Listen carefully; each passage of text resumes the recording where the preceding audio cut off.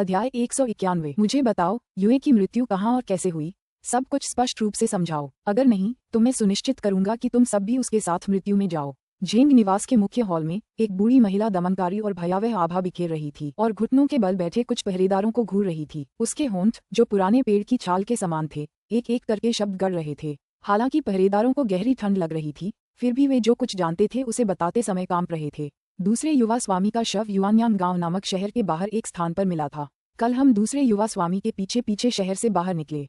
एक पहाड़ी गांव पहुंचने से पहले ही उन्होंने हमें विदा करने का बहाना ढूंढ लिया और कहा कि हम पहाड़ की तलहटी में उनका इंतजार करें। वह कमांडर यांग के साथ अकेले ही गांव में गया। युआनयांग गांव नामक वह गांव भोग विलास और आनंद का स्थान है। जैसे ही गार्ड बोल रहा था, बूढ़ी औरत अचानक चिल्लाई, बकवास! वह तो हमेशा से इतना सभ्य और समझदार था, वह इतनी गंदी जगह पर कैसे जा सकता है? पहरेदार इतना भयभीत हो गया कि वह तुरंत चुप हो गया।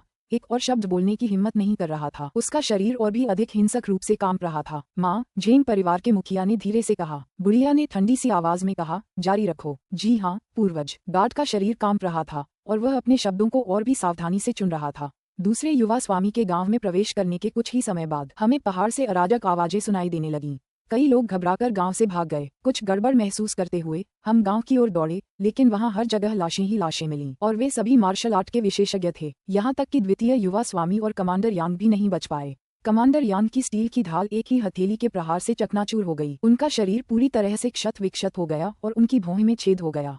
इस क्षण गार्ड कांपने लगा। कमांडर यांग आंतरिक अंगों के क्षेत्र में एक उच्च कुशल मार्शल आर्टिस्ट थे, जो तलवार और ढाल तकनीक के अपने विशेषज्ञ उपयोग के लिए जाने जाते थे। आंतरिक अंगों के क्षेत्र में एक औसत दर्जे का मार्शल आर्टिस्ट भी उसे आसानी से नहीं हरा पाएगा।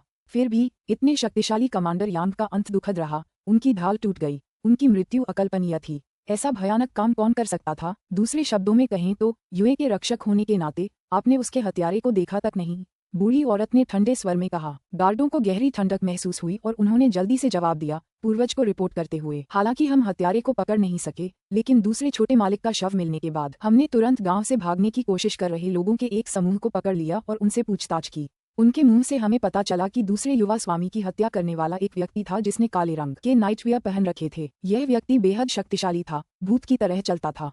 उसने युआनयांग गांव में सभी को मार डाला। इससे भी महत्वपूर्ण बात यह है कि कुछ मेहमानों से हमें पता चला कि काले कपड़ों वाले व्यक्ति ने दावा किया था कि युआनयांग गांव वास्तव में 7 किल टावर का एक अड्डा था। उसका नरसंहार 7 किल टावर के खिलाफ प्रतिशोध लेने के लिए था, इसलिए उसने उन मेहमानों को नहीं मारा। 7 किल टावर, तुमने क्या कहा?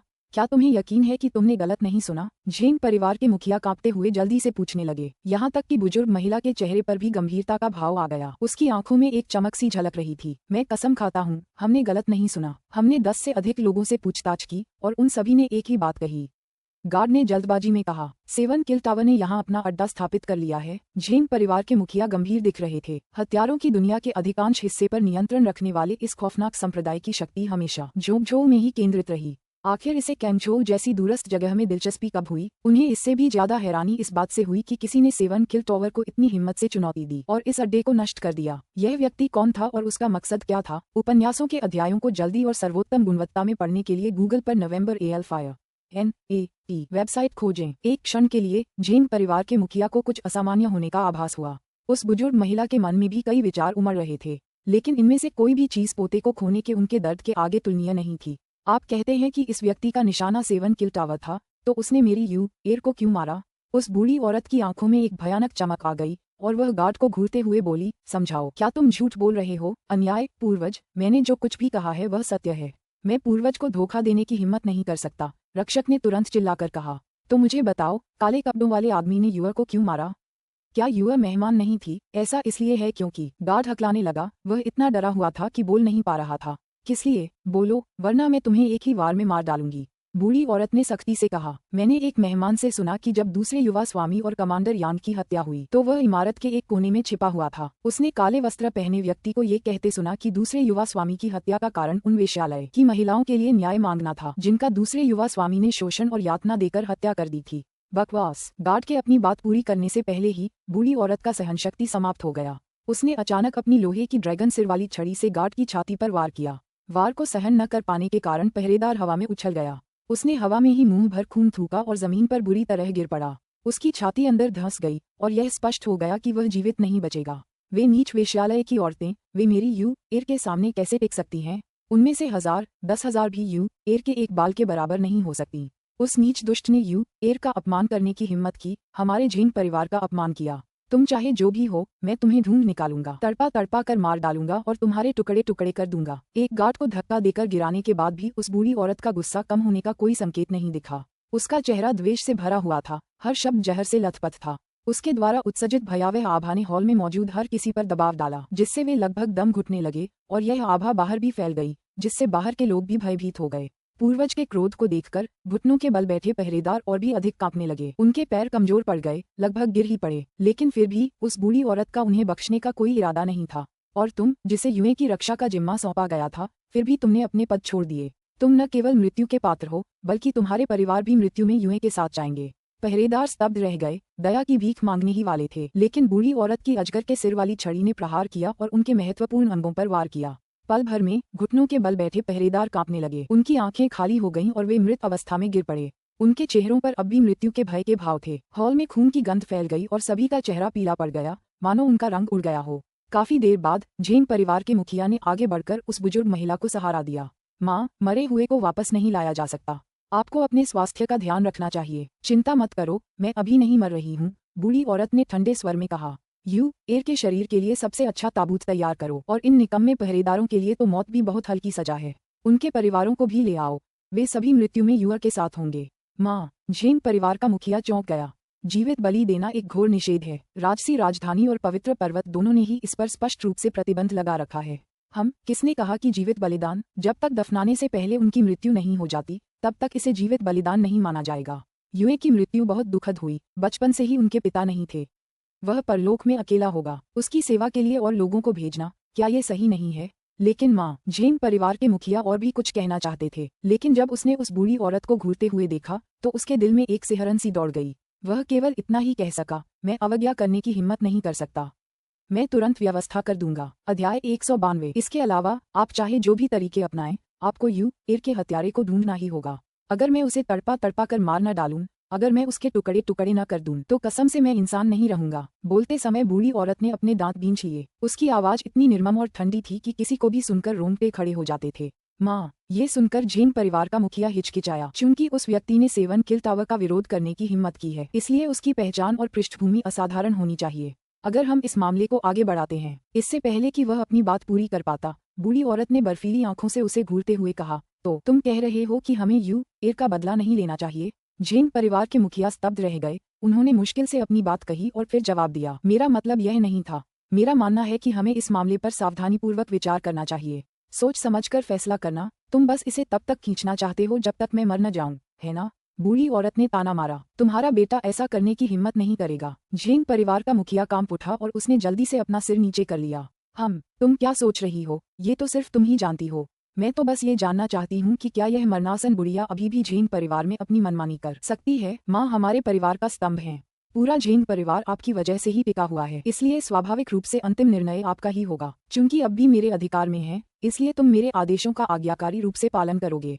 चाहे कुछ भी हो जाए, यूएर के 7वें दिन की पुण्यतिथि से पहले उस आदमी का पता लगाओ। मुझे इस बात से कोई फर्क नहीं पड़ता कि वह कौन है या उसका बैकग्राउंड कितना प्रभावशाली है।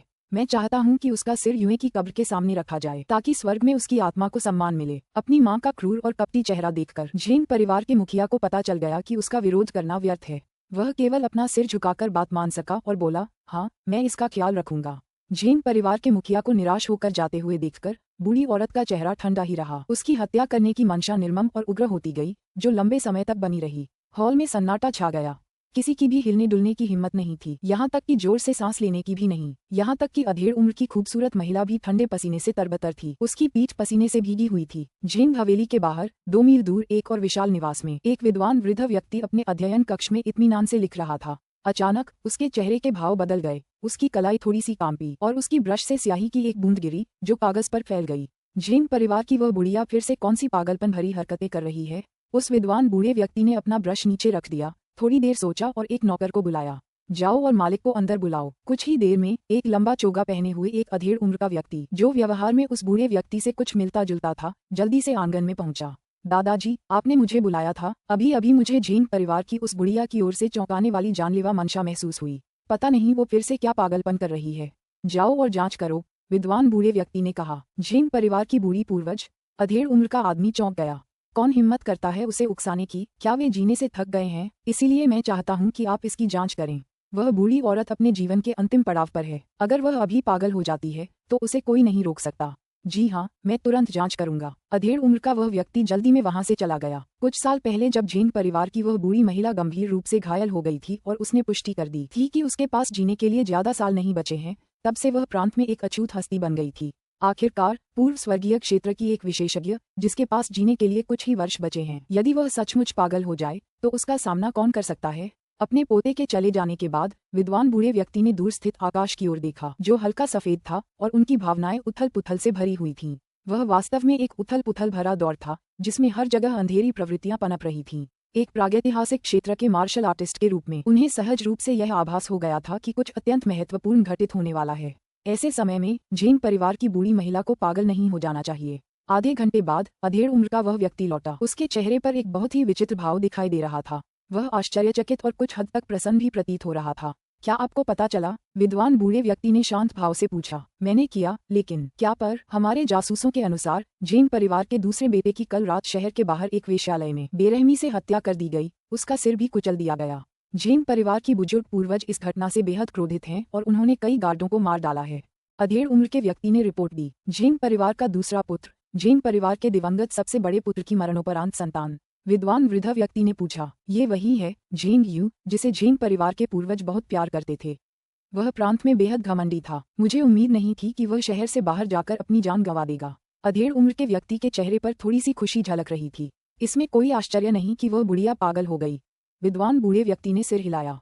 झेंग परिवार का दिवंगत सबसे बड़ा बेटा असाधारण रूप से प्रतिभाशाली था। वह 30 वर्ष की आयु से पहले ही मार्शल ग्रैंडमास्टर बन गया था और उसका भविष्य उज्ज्वल था। 40 वर्ष की आयु से पहले प्रीसेलेस्टियल क्षेत्र तक पहुंचने की आशा थी, जिससे वह हमारे कांगझोऊ में सबसे कम उम्र का प्रीसेलेस्टियल बन जाता। लेकिन किसने सोचा होगा कि शुरुआती प्रसिद्धि और तरक्की का सुगम मार्ग कभी कभी विनाशकारी साबित हो सकता है। झेंग परिवार के दिवंगत सबसे बड़े बेटे, जो उस समय कांगझोऊ में सबसे कम उम्र के मार्शल ग्रैंडमास्टर थे, अहंकारी और आत्ममुग्ध थे, यहाँ तक कि उन्होंने प्रांत के कई प्रीसेलेस्टियल दायरे के विशेषज्ञों की भी अवहेलना की। झेंग परिवार की बुजुर्ग महिला और पवित्र पर्वत के फरमान की पाबंदियों के कारण हमने उस पर ज्यादा ध्यान नहीं दिया, जिससे वह और भी ज्यादा अहंकारी हो गया। 20 साल पहले एक विचित्र पूर्व दिव्य क्षेत्र का विशेषज्ञ अपनी महिला शिष्या के साथ कांगझोऊ गया था। झेंग परिवार का सबसे बड़ा बेटा खेलते समय ये देखकर हैरान रह गया कि उसकी शिष्या असाधारण रूप से सुंदर थी और वह उसे अपनी हवेली में रखैल के रूप में ले जाना चाहता था। स्वाभाविक रूप से इससे पूर्वलोक के विशेषज्ञ को गुस्सा आ गया, जिसने उसे मौके पर ही मार डाला। ये सुनकर झेंग परिवार की बूढ़ी औरत आपा खो बैठी और उस अजनबी का 300 मील से भी अधिक दूर तक पीछा किया। दोनों के बीच जानलेवा लड़ाई हुई और अंत में वह उसे मारने में सफल रही। उसने महिला शिष्या को भी पकड़ लिया और उसे उसके बेटे के साथ दफना दिया, लेकिन खुद उस बुजुर्ग महिला को गंभीर चोटें आईं, जिससे उनकी उम्र काफी कम हो गई। वह आज तक पूरी तरह से ठीक नहीं हो पाई हैं। मुझे तो पता ही नहीं था कि ऐसा भी कुछ हुआ था। तो इस तरह झेंग परिवार के सबसे बड़े बेटे की मौत हुई। अधेड़ उम्र के व्यक्ति ने आह भरी। उस समय तुम अभी जवान थे और अपने स्वामी के साथ यात्रा कर रहे थे। बड़े बेटे की मृत्यु शर्मनाक थी और बुढ़िया स्वाभिमानी थी, इसलिए बहुत कम लोग ही इसके बारे में जानते थे, विद्वान बूढ़े व्यक्ति ने समझाया। जिस झेंग यू का आपने जिक्र किया है, वह दिवंगत सबसे बड़े बेटे की मरणोपरांत संतान होनी चाहिए। उसकी मृत्यु के बाद झेंग परिवार की बूढ़ी महिला में बहुत बड़ा बदलाव आया और वह बेहद हिंसक हो गई। झेंग हवेली में हर दिन नौकरों को पीट पीट कर मार डाला जाता था और हर कोई डर के साए में रहता था। बाद में दिवंगत बड़े बेटे की पत्नी को पता चला कि वह गर्भवती है। बूढ़ी महिला बेहद खुश हुई और उसकी हिंसक प्रवृत्ति धीरे धीरे कम हो गई। हालांकि प्रसव के दौरान दिवंगत सबसे बड़े बेटे की पत्नी की मृत्यु हो गई, जिससे केवल यही एक वंश शेष रह गया। वह बुजुर्ग महिला स्वभाव से ही उससे बहुत प्यार करती थी। उपन्यासों के अध्यायों को जल्दी और सर्वोत्तम गुणवत्ता में पढ़ने के लिए गूगल पर novel_fire.net वेबसाइट खोजें। अब जब आप कह रहे हैं कि उसकी हत्या हुई थी, तो इसमें कोई आश्चर्य नहीं कि पहले उसकी हत्या करने की मंशा इतनी तीव्र थी। विद्वान बूढ़े व्यक्ति को कुछ राहत महसूस हुई। जब तक उस बूढ़ी औरत को उकसाने वाला उसके घर का कोई सदस्य न हो, तब तक सब कुछ नियंत्रण में था। लेकिन वह उत्सुक भी था। क्या आपको पता चला कि झेंग यू को किसने मारा? नहीं, जासूस ने बताया कि झेंग परिवार को केवल इतना पता था कि वह काले कपड़े पहने एक मार्शल आर्टिस्ट था। उसकी पहचान अभी भी रहस्य बनी हुई है। इसके अलावा ऐसा लगता है कि काले कपड़े पहने मार्शल आर्टिस्ट ने विशेष रूप से झेंग यू को निशाना नहीं बनाया था। उसने वेश्यालय लूटते समय उसकी हत्या कर दी। ऐसा लगता है कि हमारा सामना एक दुर्जेय बाहरी व्यक्ति से हुआ है। झेंग परिवार के दिवंगत सबसे बड़े बेटे को भी एक पूर्व दिव्य क्षेत्र विशेषज्ञ ने मार डाला था। अप्रत्याशित रूप से उनके बेटे का भी वही हश्र हुआ। उस विद्वान बूढ़े व्यक्ति ने आह भरी। अगर वह कोई स्थानीय मार्शल आर्टिस्ट होता तो कोई भी झेंग यू को मारकर उस बूढ़ी औरत को उकसाने का जोखिम नहीं उठाता। स्थानीय परिस्थितियों से अनभिज्ञ कोई बाहरी व्यक्ति ही ऐसा जोखिम उठाने की हिम्मत करेगा। लेकिन दादाजी, मुझे एक और बात पता चली है। अधेड़ उम्र के व्यक्ति का चेहरा गंभीर हो गया। ऐसा कहा जाता है कि काले कपड़े पहने मार्शल आर्टिस्ट ने वेश्यालय में नरसंहार करते समय उल्लेख किया था कि यह सेवन किल टावर का गढ़ था और वह उन्हें निशाना बना रहा था। क्या ये सच है? विद्वान बुजुर्ग व्यक्ति चौंक गए। मुझे पक्का यकीन नहीं है, लेकिन मरने से पहले झेंग यू के बगल में खड़े गार्ड ने यही कहा था। इसकी संभावना बहुत अधिक है। क्या सेवन किल टावर के पंजे हमारे कांगझोउ तक पहुंच गए हैं? वे हमेशा से झोंकझोउ में जमे हुए थे, और भला कौन इतनी प्राचीन संस्था को उकसाने की हिम्मत करेगा? विद्वान बुजुर्ग व्यक्ति ने बुदबुदाते हुए कहा। उन्हें लग रहा था कि मामला इतना सरल नहीं है। हालांकि इसके बाद उस अधेड़ उम्र के व्यक्ति ने एक और चौंकाने वाला खुलासा किया। दादाजी, जासूसों को पता चला है कि झेंग परिवार की बूढ़ी पूर्वज ने झेंग यू की मौत पर क्रोधित होकर न केवल उसकी रक्षा करने में विफल रहे सभी गार्डों को मार डाला, बल्कि उनके परिवार और कुल के लोगों को भी जीवित मानव बलि के लिए पकड़ने की योजना बनाई है ताकि उन्हें झेंग यू के साथ उनकी बलि दी जा सके। क्या कहा आपने? विद्वान बुजुर्ग व्यक्ति इतना स्तब्ध रह गया कि वह सेवन किल टावर के बारे में सोच भी नहीं सका। वह अचानक खड़ा हो गया और अविश्वास भरी निगाहों से अपने पोते को घूरने लगा। जीवित मानव बलि? वह बुढ़िया सचमुच पागल हो गई है। उस क्षण विद्वान वृद्ध व्यक्ति ने उत्तर पश्चिम से आती हुई अत्यधिक दुख की लहर महसूस की, जिसके साथ चीखें और विलाप की आवाजें भी सुनाई दे रही थीं।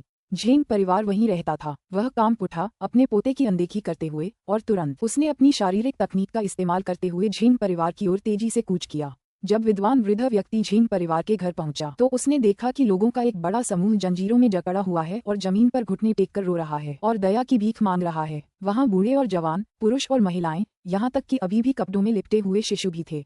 पास ही में एक बुजुर्ग व्यक्ति का सिर धड़ से अलग कर दिया गया था। चारों ओर खून बह रहा था। उसका कटा हुआ सिर क्रोध और दुख से भरी चौड़ी आंखों से घूर रहा था। विद्वान बुजुर्ग व्यक्ति को पता था कि उसे पहले जो दुख महसूस हुआ था वह उस बुजुर्ग व्यक्ति की मृत्यु से पहले का था। उसने उस बूढ़े आदमी को भी पहचान लिया। वह झेंग परिवार का एक प्रबंधक था जो आंतरिक अंगों की साधना में काफी निपुण था और प्रांत में काफी प्रसिद्ध था। यह व्यक्ति हमेशा से झेंग परिवार के प्रति वफादार रहा था और उनके कई व्यवसायों का कुशलतापूर्वक प्रबंधन करता था। ऐसा कहा जाता है कि उनका सबसे बड़ा बेटा भी झेंग हवेली में गार्ड के रूप में कार्यरत था, लेकिन उसकी भी यही मृत्यु हो गई। हे वृद्ध पूर्वज, हमें बख्श दो, हमें बख्श दो। जंजीरों में जकड़ी भीड़ से दया की गुहारें गूंज उठीं। कुछ लोगों ने इतनी जोर से प्रणाम किया कि उनके माथे से खून बहने लगा, जिससे हरे पत्थर की पटियाएं खून से सन गईं। लेकिन अन्य लोग उस बूढ़ी औरत को घृणा भरी निगाहों से घूर रहे थे। तुम्हें माफ करता हम। बुजुर्ग महिला उदासीन बनी रही। उसके सामने के दृश्य से वह बिल्कुल भी विचलित नहीं हुई। अगर मैं तुम्हें छोड़ दूं तो मेरी यू एर को कौन छोड़ेगा? तुम्हारे आदमियों को यूए की रक्षा करनी थी, लेकिन उन्होंने अपने कर्तव्य की उपेक्षा की, जिसके कारण उसकी मृत्यु हो गई। वे निकम्मे लोग मरने के लायक ही थे। तुम उनके परिवार और कुल के रूप में भी अक्षम्य हो और तुम्हें मेरे यू एर के साथ दफनाया जाना चाहिए। नहीं, हे पूर्वज जी, कृपया ऐसा मत कीजिए। इसमें हमारी कोई गलती नहीं है। हमें बख्श दीजिए। हे पूर्वज जी। जंजीरों में जकड़े लोग भयभीत थे, हताशा में घुटने टेक रहे थे और दया की भीख मांग रहे थे। लेकिन बूढ़ी औरत टस से मज नहीं हुई। उसने हाथ हिलाते हुए कहा, इन दुष्टों को ले जाओ और कैद कर दो। यूए के दफन के दिन उन्हें उसकी सेवा में भेज दो। हाँ। तुरंत ही पहरेदार आगे बढ़े और जंजीरों में बंधे लोगों को घसीट कर ले गए। मैं नहीं जाऊंगा, मैं नहीं जाऊंगा। हे मेरे पूर्वज, हमें बख्श दो, हमें बख्श दो। भीड़ में अफरा तफरी मच गई। कुछ लोगों ने जाने से इनकार कर दिया, लेकिन मजबूत सुरक्षाकर्मियों ने उन्हें जबरदस्ती घसीटकर हटा दिया। जो लोग भागने की कोशिश करते थे उन्हें तब तक कोड़े मारे जाते थे जब तक कि उनके शरीर के टुकड़े न हो जाएं। झेंग हवेली के मुख्य द्वार पर चीख पुकार और रोने की आवाजें गूंज रही थीं, जो एक दुखद दृश्य था। अंततः जब सभी को वहां से हटा दिया गया तो झेंग हवेली के मुख्य द्वार पर शांति लौट आई। आसपास के निवासियों ने चीखें सुनी, लेकिन झेंग परिवार के प्रभाव से भयभीत होकर किसी ने भी बाहर आकर देखने की हिम्मत नहीं की। हस्तक्षेप करना तो दूर की बात है। बूढ़े आदमी, जब तुम यहाँ हो ही तो छुपो मत, बाहर आ जाओ। जब सब कुछ शांत हो गया तो अचानक बूढ़ी औरत बोलने लगी। गंभीर चेहरे वाले उस विद्वान वृद्ध व्यक्ति ने स्वयं को प्रकट किया। आसपास मौजूद झेंग परिवार के रक्षक चौंक गए। जब तक उसने खुद को प्रकट नहीं किया तब तक उन्हें उसकी उपस्थिति का पता नहीं चला था। अपनी उपस्थिति को उनकी नाक के नीचे इतनी कुशलता से छिपाना। उत्तर स्पष्ट था। ये बूढ़ा व्यक्ति इस प्रांत में मौजूद कुछ गिने चुने पूर्व दिव्य क्षेत्र के विशेषज्ञों में से एक होगा जिसे उकसाया नहीं जा सकता। बुजुर्ग महिला झेंग, क्या आपको नहीं लगता कि आप हद से ज्यादा आगे बढ़ गई हैं? विद्वान बुजुर्ग ने गंभीर स्वर में कहा। अरे, मैं तो बस अपने परिवार के गुलामों को सजा दे रहा हूँ। इसमें हद से ज्यादा क्या है? बुढ़िया ने ताना मारते हुए कहा। इन सब का मेरे परिवार के साथ समझौता है। अगर मैं इन सबको मार भी दूं तो भी ये पारिवारिक मामला है। बूढ़े, ये कब से तुम्हारा काम हो गया? आपको अपने सेवकों को दंडित करने का अधिकार है, लेकिन यदि आप जीवित मानव बलि देते हैं तो यह मेरे लिए चिंता का विषय है। विद्वान वृद्ध व्यक्ति ने गंभीरता से कहा, जीवित मानव बलि अत्यंत क्रूर है, स्वर्ग और पृथ्वी के सिद्धांतों के विरुद्ध है और पवित्र पर्वत इसकी मनाही करता है। इसे रोकना सबका कर्तव्य है। हा, स्वर्ग और पृथ्वी के सिद्धांत। बुजुर्ग महिला ऐसे हंस पड़ी मानो कोई चुटकुला सुन रही हो। फिर उसका चेहरा घृणा से भर उठा। अगर सचमुच स्वर्ग की आंखें होती तो उसने मेरे एर की रक्षा क्यों नहीं की? मेरा आज्ञाकारी एर बस शहर के बाहर खेल रहा था और उसका ऐसा अंत हो गया। उन निकम्मे गार्डों ने उसकी रक्षा करने में नाकामयाबी हासिल की। क्या वे मरने के लायक नहीं थे? मैं चाहता हूं कि उन सभी को मेरे पोते के साथ दफनाया जाए। जो भी मुझे रोकने की हिम्मत करेगा मैं उससे जान की बाजी लगा दूंगा। इसके साथ ही उस बूढ़ी औरत से एक शक्तिशाली आभा फूट पड़ी। उसने अपने ड्रैगन के सिर वाले डंडे को जमीन पर पटका, जिससे पत्थर की पटियाएं चटक गईं। उसकी निगाहें उस विद्वान बूढ़े व्यक्ति पर टिक गईं। बूढ़े लिन, क्या आप वाकई मुझे रोकना चाहते हैं? उस बूढ़ी औरत की जबरदस्त आभा और उसके पागलपन को महसूस करते हुए उस विद्वान बुजुर्ग व्यक्ति का चेहरा बदल गया। वह खुद को एक दुविधा में फंसा हुआ पाकर हैरान रह गया। अध्याय 193। झेंग परिवार की बुजुर्ग महिला के साथ संक्षिप्त गतिरोध के बाद उस सभ्य बुजुर्ग ने अंततः अस्थायी रूप से पीछे हटने का विकल्प चुना। पहली बात तो ये थी कि वे शहर में थे। अगर पूर्वलोक के ये दोनों विशेषज्ञ यहाँ लड़ते तो इसका असर आसपास के नागरिकों पर पड़ता। पवित्र पर्वत के निषेध का उल्लंघन करने पर दोनों को जवाबदेह ठहराया जाता। संभवतः उन्हें पकड़कर जेल में भी डाल दिया जाता। हालांकि उसके पास पर्याप्त कारण थे, लेकिन बूढ़ी औरत ने अभी तक सचमुच मानव बलि नहीं दी थी। अगर मामला बिगड़ता तो दोनों ही दोषी होते। दूसरे, बुजुर्ग ने बूढ़ी औरत की आंखों में पागलपन और दृढ़ संकल्प देखा। उन्हें आभास हो गया कि अगर उन्होंने सचमुच उसे रोकने की कोशिश की तो वह बिना किसी संकोच के उनसे जान की बाजी लगा देगी। बूढ़ी औरत के पास बहुत कम समय बचा था और उसे अब किसी बात की परवाह नहीं थी, लेकिन बुजुर्ग उसके साथ अपनी जान गंवाना नहीं चाहते थे, इसलिए उन्होंने पीछे हटने का फैसला किया। हालांकि जाने से पहले उस सभ्य बुजुर्ग ने सलाह दी, वृद्धा झेंग, मानव बलि बहुत क्रूर है। ये स्वर्ग के सिद्धांतों के विरुद्ध है और आपके सद्गुणों को ठेस पहुंचाती है। आप झेंग परिवार को एक अथाह खाई में धकेल रही हैं। कृपया पुनर्विचार करें। हम बूढ़े मूर्ख, अगर लड़ने की हिम्मत नहीं है तो दफा हो जाओ और आंखों को चुभना बंद करो। और तुम्हारी किस आंख ने मुझे मानव बलि देते हुए देखा? मैं तो बस कुछ अवज्ञाकारी सेवकों से निपट रही हूँ। अगर पवित्र पर्वत से कोई आ भी जाए तो भी वो मेरे झेंग परिवार के मामलों में दखल नहीं दे सकता। बुढ़िया ने ठंडे लहजे में जवाब दिया। ये देखकर उस सभ्य बुजुर्ग को एहसास हुआ कि बुढ़िया पूरी तरह से अपना मानसिक संतुलन खो चुकी है और उसे समझाया नहीं जा सकता। सिर हिलाकर वह मुड़ा और चला गया। उपन्यासों के अध्यायों को जल्दी और सर्वोत्तम गुणवत्ता में पढ़ने के लिए गूगल पर नॉवेलफाइनेट वेबसाइट खोजें। उसकी विदाई देखकर बूढ़ी औरत की आंखों में घृणा भर आई। वर्षों पहले जब उसके सबसे बड़े बेटे को पूर्वलोक में एक बाहरी व्यक्ति ने मार डाला था तो उसने इन बूढ़े लोगों से बदला लेने के लिए मदद की गुहार लगाई थी। उन सभी ने मदद करने से इनकार कर दिया था। अगर उन्होंने तब मदद की होती तो वह इतनी बुरी तरह घायल न होती और उसकी उम्र इतनी कम न होती। अब वह बस कुछ नौकरों से निपट रही थी और वे सभी उसे रोकने के लिए कूद पड़े। पाखंडी, वह संभ्रांत बुजुर्ग भारी मन से घर लौट रहा था। अचानक उसे कुछ महसूस हुआ और उसने पास के एक टावर की चोटी की ओर देखा। उसने वहां सारस जैसे सफेद बालों वाला एक बूढ़ा व्यक्ति और जैड जैसे चेहरे वाला एक अधेड़ उम्र का व्यक्ति मुस्कुराते हुए खड़े देखे। तुम भी आए हो? एक हल्की सी हरकत के साथ सभ्य बुजुर्ग व्यक्ति मीनार की चोटी पर कूद गया। आपके दिव्य आभामंडल से लगभग आधा शहर ढका हुआ है, तो हम कैसे नहीं आते? सफेद बालों वाले बूढ़े व्यक्ति ने बेबसी से कहा। भाई लिन, उस बुढ़िया को क्यों उकसा रहे हो? तुम उसका स्वभाव जानते हो। वह अब वैसी नहीं रही जैसी हम अपनी जवानी में उसे जानते थे, लेकिन वह मानव बलि दे रही है। ये तरीका बहुत क्रूर है और स्वर्ग के नियमों के विरुद्ध है। इससे पवित्र पर्वत से विपत्ति आएगी और पूरे झेंग परिवार को कष्ट भोगना पड़ेगा। तो उसे करने दो। पत्थर जैसे चेहरे वाले अधेड़ उम्र के व्यक्ति ने उदासीनता से कहा। अगर वह झेंग परिवार को मौत के घाट उतारना चाहती है तो क्या आप उसे रोक सकते हैं? उस सभ्य बुजुर्ग ने कड़वी मुस्कान के साथ सिर हिलाया। सफेद बालों वाले उस बूढ़े व्यक्ति ने उसकी बात समझ ली। जब वे जवान थे तब वह सभ्य बुजुर्ग, वह बूढ़ी औरत और अब दिवंगत झेंग परिवार के मुखिया घनिष्ठ मित्र थे, लेकिन आदर्शों और जीवन के अनुभवों में अंतर के कारण वे धीरे धीरे एक दूसरे से दूर हो गए। हालांकि उस सभ्य बुजुर्ग ने उस पुरानी दोस्ती को आज भी थामे रखा था। भाई लिन, मुझे पता है कि आपको हमारी जवानी के वादे अभी भी याद हैं, लेकिन आपको ये समझना चाहिए कि बुढ़िया बहुत बदल चुकी है। वह अब वह सफेद वस्त्रधारी नायिका नहीं रही जिसे हम जानते थे। अब वह निर्दयी, व्याकुल, पागल और बेरहम हो चुकी है, बिल्कुल अलग इंसान। कुछ देर चुप रहने के बाद उस सभ्य बुजुर्ग ने आह भरते हुए कहा, बेशक मैं जानता हूँ, लेकिन उन लोगों की दयनीय स्थिति को देखकर, जिनमें 1 साल से कम उम्र के शिशु भी शामिल हैं, मैं इसे कैसे सहन कर सकता हूँ? मुझे लगता है आप कुछ ज्यादा ही सोच रहे हैं। यह मत भूलिए कि हमारे पास अभी भी नगर प्रमुख का महल है। हमारे नगर प्रमुख कमजोर नहीं हैं। अगर वह बुढ़िया सचमुच मानव बलि देती है तो नगर प्रमुख का महल चुप नहीं बैठेगा। कांगझोउ में वे व्यवस्था कैसे बनाए रख सकते हैं? सुसंस्कृत बुजुर्ग कुछ देर रुके, गहरी सोच में डूबते हुए उनकी आंखें चमक उठीं। हालांकि बूढ़ी महिला और सभ्य बुजुर्ग के बीच कोई विवाद नहीं हुआ, लेकिन उनकी बातचीत फैल गई और शहर में यह अफवाह फैलने लगी कि झेंग परिवार ने अपने मृत पोते के लिए मानव बलि दी थी। युआन हाओ यू एर के हत्यारे की जांच कैसी चल रही है? बूढ़ी औरत ने ठंडे स्वर में पूछा। माँ, झेंग परिवार के मुखिया ने बड़ी मुश्किल से कहा। मैंने जांच पड़ताल में अपने सारे संसाधन लगा दिए, लेकिन हमें कोई सुराग नहीं मिला। हमें बस इतना पता है कि काले वस्त्र पहने जिस मार्शल आर्टिस्ट ने युए की हत्या की वह गुप्त हथियारों और मुक्केबाजी की तकनीकों में माहिर मार्शल ग्रैंडमास्टर है। हमें उसकी पहचान के बारे में कोई जानकारी नहीं मिली है। ऐसा लगता है जैसे वह अचानक प्रकट हो गया हो। कुछ नहीं मिला तो युवा की मौत व्यर्थ गई? बूढ़ी औरत ने अपने दूसरे बेटे को घूरते हुए पूछा। मेरा मतलब वो नहीं था। बात बस इतनी है कि वो बहुत ही रहस्यमय तरीके से प्रकट हुआ और हमारे संसाधन कुछ भी पता लगाने के लिए अपर्याप्त हैं। अगर हमारे संसाधन पर्याप्त नहीं हैं, तो क्या आप दूसरों का इस्तेमाल नहीं कर सकते? सेवन किल टावर का एक गढ़ नष्ट हो गया है।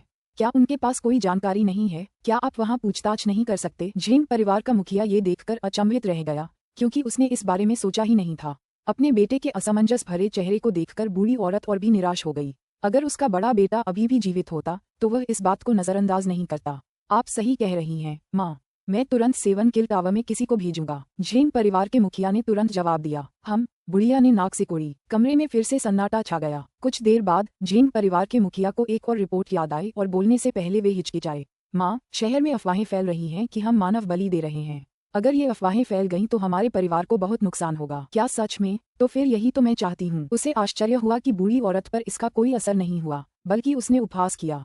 मैं चाहता हूँ कि यह अफवाह कांगझोउ के चारों ओर दूर दूर तक फैल जाए। युए का हत्यारा खुद को धर्मी बताता था। अगर उसकी वजह से इतने सारे लोग दुखद मौत मरने वाले हैं, तो देखते हैं कि क्या वह सामने आकर इसे रोकने की हिम्मत करता है। माँ, तुम? झेंग परिवार का मुखिया स्तब्ध रह गया। उसे ऐसी योजना की कभी उम्मीद नहीं थी। चिंता मत करो, हालांकि मैं नफरत से भरा हुआ हूँ। मैंने अपना दिमाग नहीं खोया है। मैं वास्तव में मानव बलि नहीं दूंगा। बस मेरे निर्देशों का पालन करो और तैयारी करो। जी माँ, मैं तुरंत व्यवस्था कर दूंगा। ये जानकर राहत महसूस हुई कि उसकी माँ सचमुच पागल नहीं थी। झेंग परिवार के मुखिया ने झुककर खुशी खुशी विदा ली। उसने अपने पीछे खड़ी अपनी माँ की आंखों में अचानक आई ठंडी और विषैली नजर को नहीं देखा। अध्याय 194। सुबह सुबह लू किंग, शियाओ यान और शियाओ ली को लेकर हाफवे हाउस पहुंची। संयोगवश उनकी नजर वहां वेई परिवार के एक बुजुर्ग पूर्वज पर पड़ी। जब बुजुर्ग डॉक्टर एक बेर के पेड़ के नीचे चाय बना रहे थे। प्रणाम वरिष्ठ वेई, लू किंग ने अभिवादन किया। सुप्रभात दादा वेई, शियाओ यान ने भी विनम्रतापूर्वक अभिवादन किया। अच्छा, वेई शानहाई ने गर्मजोशी से मुस्कुराते हुए कहा। वैसे लू शियालांगजुन, जो सामान आपने मुझे कुछ दिन पहले लाने को कहा था वह इकट्ठा कर लिया गया है। मैंने उसे घर के अंदर रख दिया है। आप बाद में देख सकते हैं कि कहीं कुछ गायब तो नहीं है। क्या सभी सामग्री एकत्र कर ली गई है? लू किंग को सुखद आश्चर्य हुआ। वह घर में जाकर जांच करने गया और वास्तव में उसे सभी सामग्रियां मिल गईं। वह आभार व्यक्त करने के लिए जल्दी से बाहर निकला और बोला, इन सामग्रियों को इकट्ठा करने के लिए धन्यवाद सीनियर वेई। कृपया मुझे बताएं कि इसमें कितना खर्च आया। मैं आपको इसकी भरपाई कर दूंगा। लू शियालांगजुन, तुम इस बूढ़े आदमी की चापलूसी कर रहे हो। ये तो बस कुछ सामान है, कोई खास बात नहीं। हमारे वेई परिवार के प्रति तुम्हारी इस दयालुता का बदला इन छोटी मोटी चीजों से नहीं चुकाया जा सकता। वेई शानहाई हंसते हुए बोला। लू किंग ने थोड़ा और जोर दिया, लेकिन वेई शानहाई की दृढ़ता देखकर उसे हार माननी पड़ी। तो मैं उन्हें बेपरवाही से स्वीकार कर लूंगा। उपन्यासों के अध्यायों को जल्दी और उच्चतम गुणवत्ता में पढ़ने के लिए गूगल पर TH नॉवल एट वेबसाइट खोजें। यही सही सोच है, लेकिन मुझे थोड़ी जिज्ञासा भी है। लू शियालांगजुन, आपने जिन सामग्रियों की मांग की है उनमें से कुछ काफी विचित्र हैं। वे किस लिए हैं? वेई शानहाई ने पूछा। मैं कुछ प्रयोग करने की योजना बना रहा हूँ। जहाँ तक विवरण की बात है, मुझे उम्मीद है कि सीनियर वेई मुझे इसे अभी गुप्त रखने की अनुमति देंगे। सफल होने के बाद मैं सब कुछ समझा दूंगा। हाँ, तो मैं इसका बेसब्री से इंतजार करूंगा। ये देखकर कि लू किंग और अधिक जानकारी देने को तैयार नहीं थी, वेई शानहाई को गुस्सा नहीं आया बल्कि उसकी उम्मीदें और बढ़ गईं। पिछली बार लू किंग ने अपने वेई परिवार से सामग्री लाने को कहा, जिसका उपयोग उसने एक रहस्यमय ज्वालाशील तरल बनाने के लिए किया। उसी से उसने एक दुर्लभ दिव्य हथियार का निर्माण किया। इस बार लू किंग द्वारा मांगी गई सामग्री और भी विचित्र थी, इसलिए वह जिस चीज के साथ प्रयोग करने की योजना बना रहा था वह निश्चित रूप से असाधारण होगी। वह इसके लिए बहुत उत्सुक था। लो वेई लाओझांग, चाय पी लो। इस समय तक बूढ़े डॉक्टर ने चाय बनाना समाप्त कर दिया था। शियाओ यान ने समझदारी से शियाओ ली को पढ़ने के लिए अध्ययन कक्ष में ले गई। लू किंग भी दोनों बुजुर्गों से बातचीत करने के लिए बैठ गई। वाह, चाय! वेई शानहाई ने एक घूंट लिया और प्रशंसा करते हुए कहा, वृद्ध डॉक्टर, आपकी बेर की चाय का स्वाद हमेशा ही अनोखा होता है। चाय बनाने में आपकी कला वाकई सराहनीय है। बस बात यह है कि ये बेर का पेड़ खास है। चाय बनाने में मेरी महारत तो बिल्कुल साधारण है, बूढ़े डॉक्टर ने हंसते हुए कहा। हालांकि वेई शानहाई जानता था कि यह विनम्रता थी, फिर भी वह सिर हिलाने से खुद को रोक नहीं सका। उसने कुछ ईर्ष्या भरी निगाहों से बूढ़े डॉक्टर के पीछे लगे बेर के पेड़ को देखा। इस बेर के वृक्ष को स्वर्ग और पृथ्वी की आध्यात्मिक ऊर्जा के तरल पदार्थ से पोषण मिला था और ये लंबे समय में एक दुर्लभ खजाने के वृक्ष में परिवर्तित हो गया था। उसे इस बात का अफसोस था कि जब वह पूर्व स्वर्गीय लोक में पहुंचा तो उसने इस बारे में नहीं सोचा था। अगर उन्होंने उस समय एक अच्छे चाय के पेड़ की तलाश की होती तो आज उनके पास भी एक अनमोल चाय होती। हालांकि वेई शानहाई जानता था कि वह सिर्फ दिवास्वप्न देख रहा था। उस समय जब उन्होंने सफलता हासिल करने का अवसर देखा तो वे बेहद उत्साहित हो गए और बाकी सब कुछ भूल गए, केवल सफलता हासिल करने पर ध्यान केंद्रित किया, क्योंकि उन्हें मौका चूकने का डर था। वह इतनी दूर की सोचकर इतनी विस्तृत व्यवस्था कैसे कर सकता था। कई कप चाय पीने के बाद बातचीत में और अधिक जीवंतता आ गई। वैसे लू शियालांगजुन, आपको जिन सामग्रियों की आवश्यकता थी उनमें से कई सरकारी राजधानी से खरीदी गई थीं। कल सामग्रियों को लेकर आए सुरक्षाकर्मी ने हाल की कुछ प्रमुख घटनाओं के बारे में जानकारी दी थी। ओह, कितनी दिलचस्प खबर है, लू किंग ने दिलचस्पी से पूछा। आजकल आकाश और पृथ्वी में होने वाले बदलावों के मद्देनजर वह दुनिया की हलचलों को लेकर बहुत चिंतित थे। पहली बड़ी घटना जिझोऊ से है। पिछले कुछ महीनों में वहां एक बहुत शक्तिशाली राक्षस प्रकट हुआ है जिसे मार्शल आर्ट विशेषज्ञों का शिकार करना पसंद है। ये दानव किसी प्रकार की राक्षसी कला का अभ्यास करता प्रतीत होता है जो किसी व्यक्ति के रक्त और अस्थि मज्जा को अवशोषित कर सकती है, जो अत्यंत अत्याचारी और भयावह है। वह जिन भी मार्शल आर्टिस्ट को मारता है उन सभी का खून और मज्जा निकल जाता है। वे सूखे हुए शव की तरह दिखते हैं, जो बहुत ही भयावह होता है। और ये दानव विशेष रूप से युवा प्रतिभाशाली मार्शल आर्टिस्टों को निशाना बनाता प्रतीत होता है। अब तक दर्जनों युवा मार्शल आर्टिस्ट उसके शिकार बन चुके हैं, जिनमें से कई जिझोऊ के संप्रदायों के शिष्य हैं, जिनमें आंतरिक अंगों के क्षेत्र के कुछ लोग भी शामिल हैं। इस मामले ने जिझोऊ में हंगामा मचा दिया है और प्रमुख संप्रदायों ने अपने शिष्यों का बदला लेने के लिए इस राक्षस को मारने के लिए विशेषज्ञों को भेज दिया है। क्या वहाँ ऐसी कोई चीज है? बूढ़ा डॉक्टर और लू किंग दोनों हैरान रह गए, विशेषकर लू किंग, जिसने उन मार्शल आर्टिस्टों की मृत्यु के विवरण से कुछ अप्रिय बातें सोची। ये बात बिल्कुल सच है।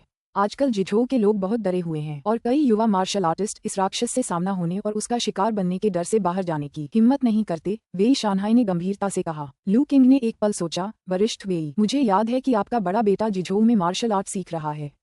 क्या यह वही जगह नहीं है? चिंता करने की कोई जरूरत नहीं है। हाँ, वह पिछले 6 महीनों से अपने कुछ साथी शिष्यों के साथ झोंगझोऊ में यात्रा कर रहे हैं, जिझोऊ में नहीं। ये सुनकर वेई शानहाई को भी कुछ हद तक राहत मिली। अन्यथा उस दानव की क्रूरता को देखते हुए उसे यकीन नहीं होता कि वेई जिहाओ उसका शिकार नहीं बनेगा। बूढ़े डॉक्टर ने विचार करते हुए पूछा, क्या वह दानव रक्त और अस्थि मज्जा को अवशोषित कर सकता है?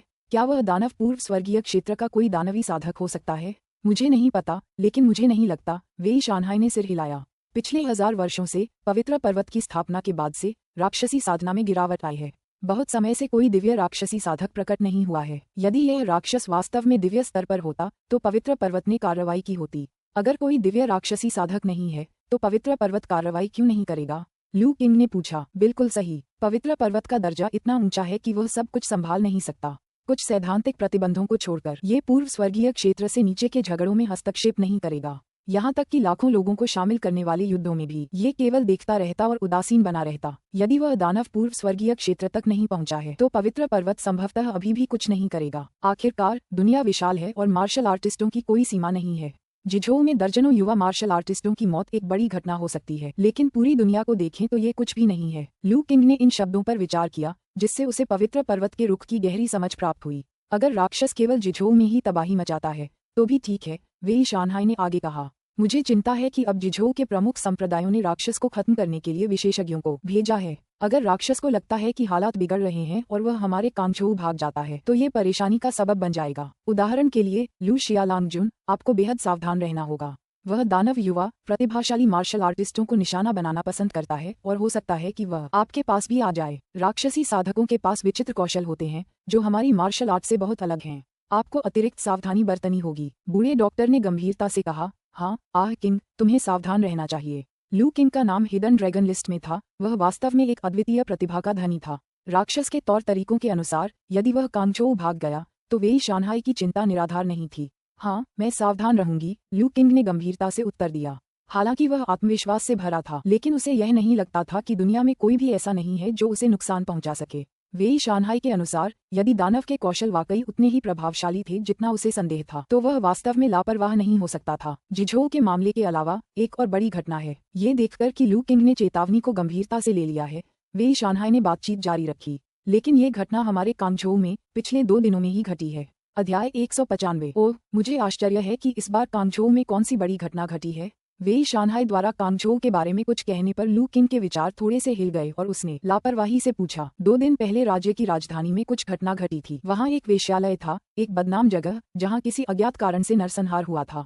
यह कोई बड़ी बात नहीं होती। ये छोटे संदिग्ध गुट अक्सर दूसरों को नाराज करते हैं और अक्सर नष्ट हो जाते हैं, जो आश्चर्य की बात नहीं है। लेकिन अप्रत्याशित रूप से राजधानी से झेंग परिवार का दूसरा युवा मुखिया भी वहां मौजूद था और उसकी हत्या कर दी गई। इस घटना ने बवाल खड़ा कर दिया। ऐसा क्यों? क्या राजधानी में झेंग परिवार बहुत शक्तिशाली है? बूढ़े डॉक्टर को थोड़ी जिज्ञासा हुई। तारांकन उपन्यासों के अध्यायों को जल्दी और सर्वोत्तम गुणवत्ता में पढ़ने के लिए गूगल पर novel_fire वेबसाइट खोजें। राजधानी में स्थित झेंग परिवार एक दीर्घकालिक और शक्तिशाली परिवार है। उनकी विरासत पूरे राज्य में सुप्रसिद्ध है और वे कांगझोउ के सबसे शक्तिशाली परिवारों में शुमार हैं।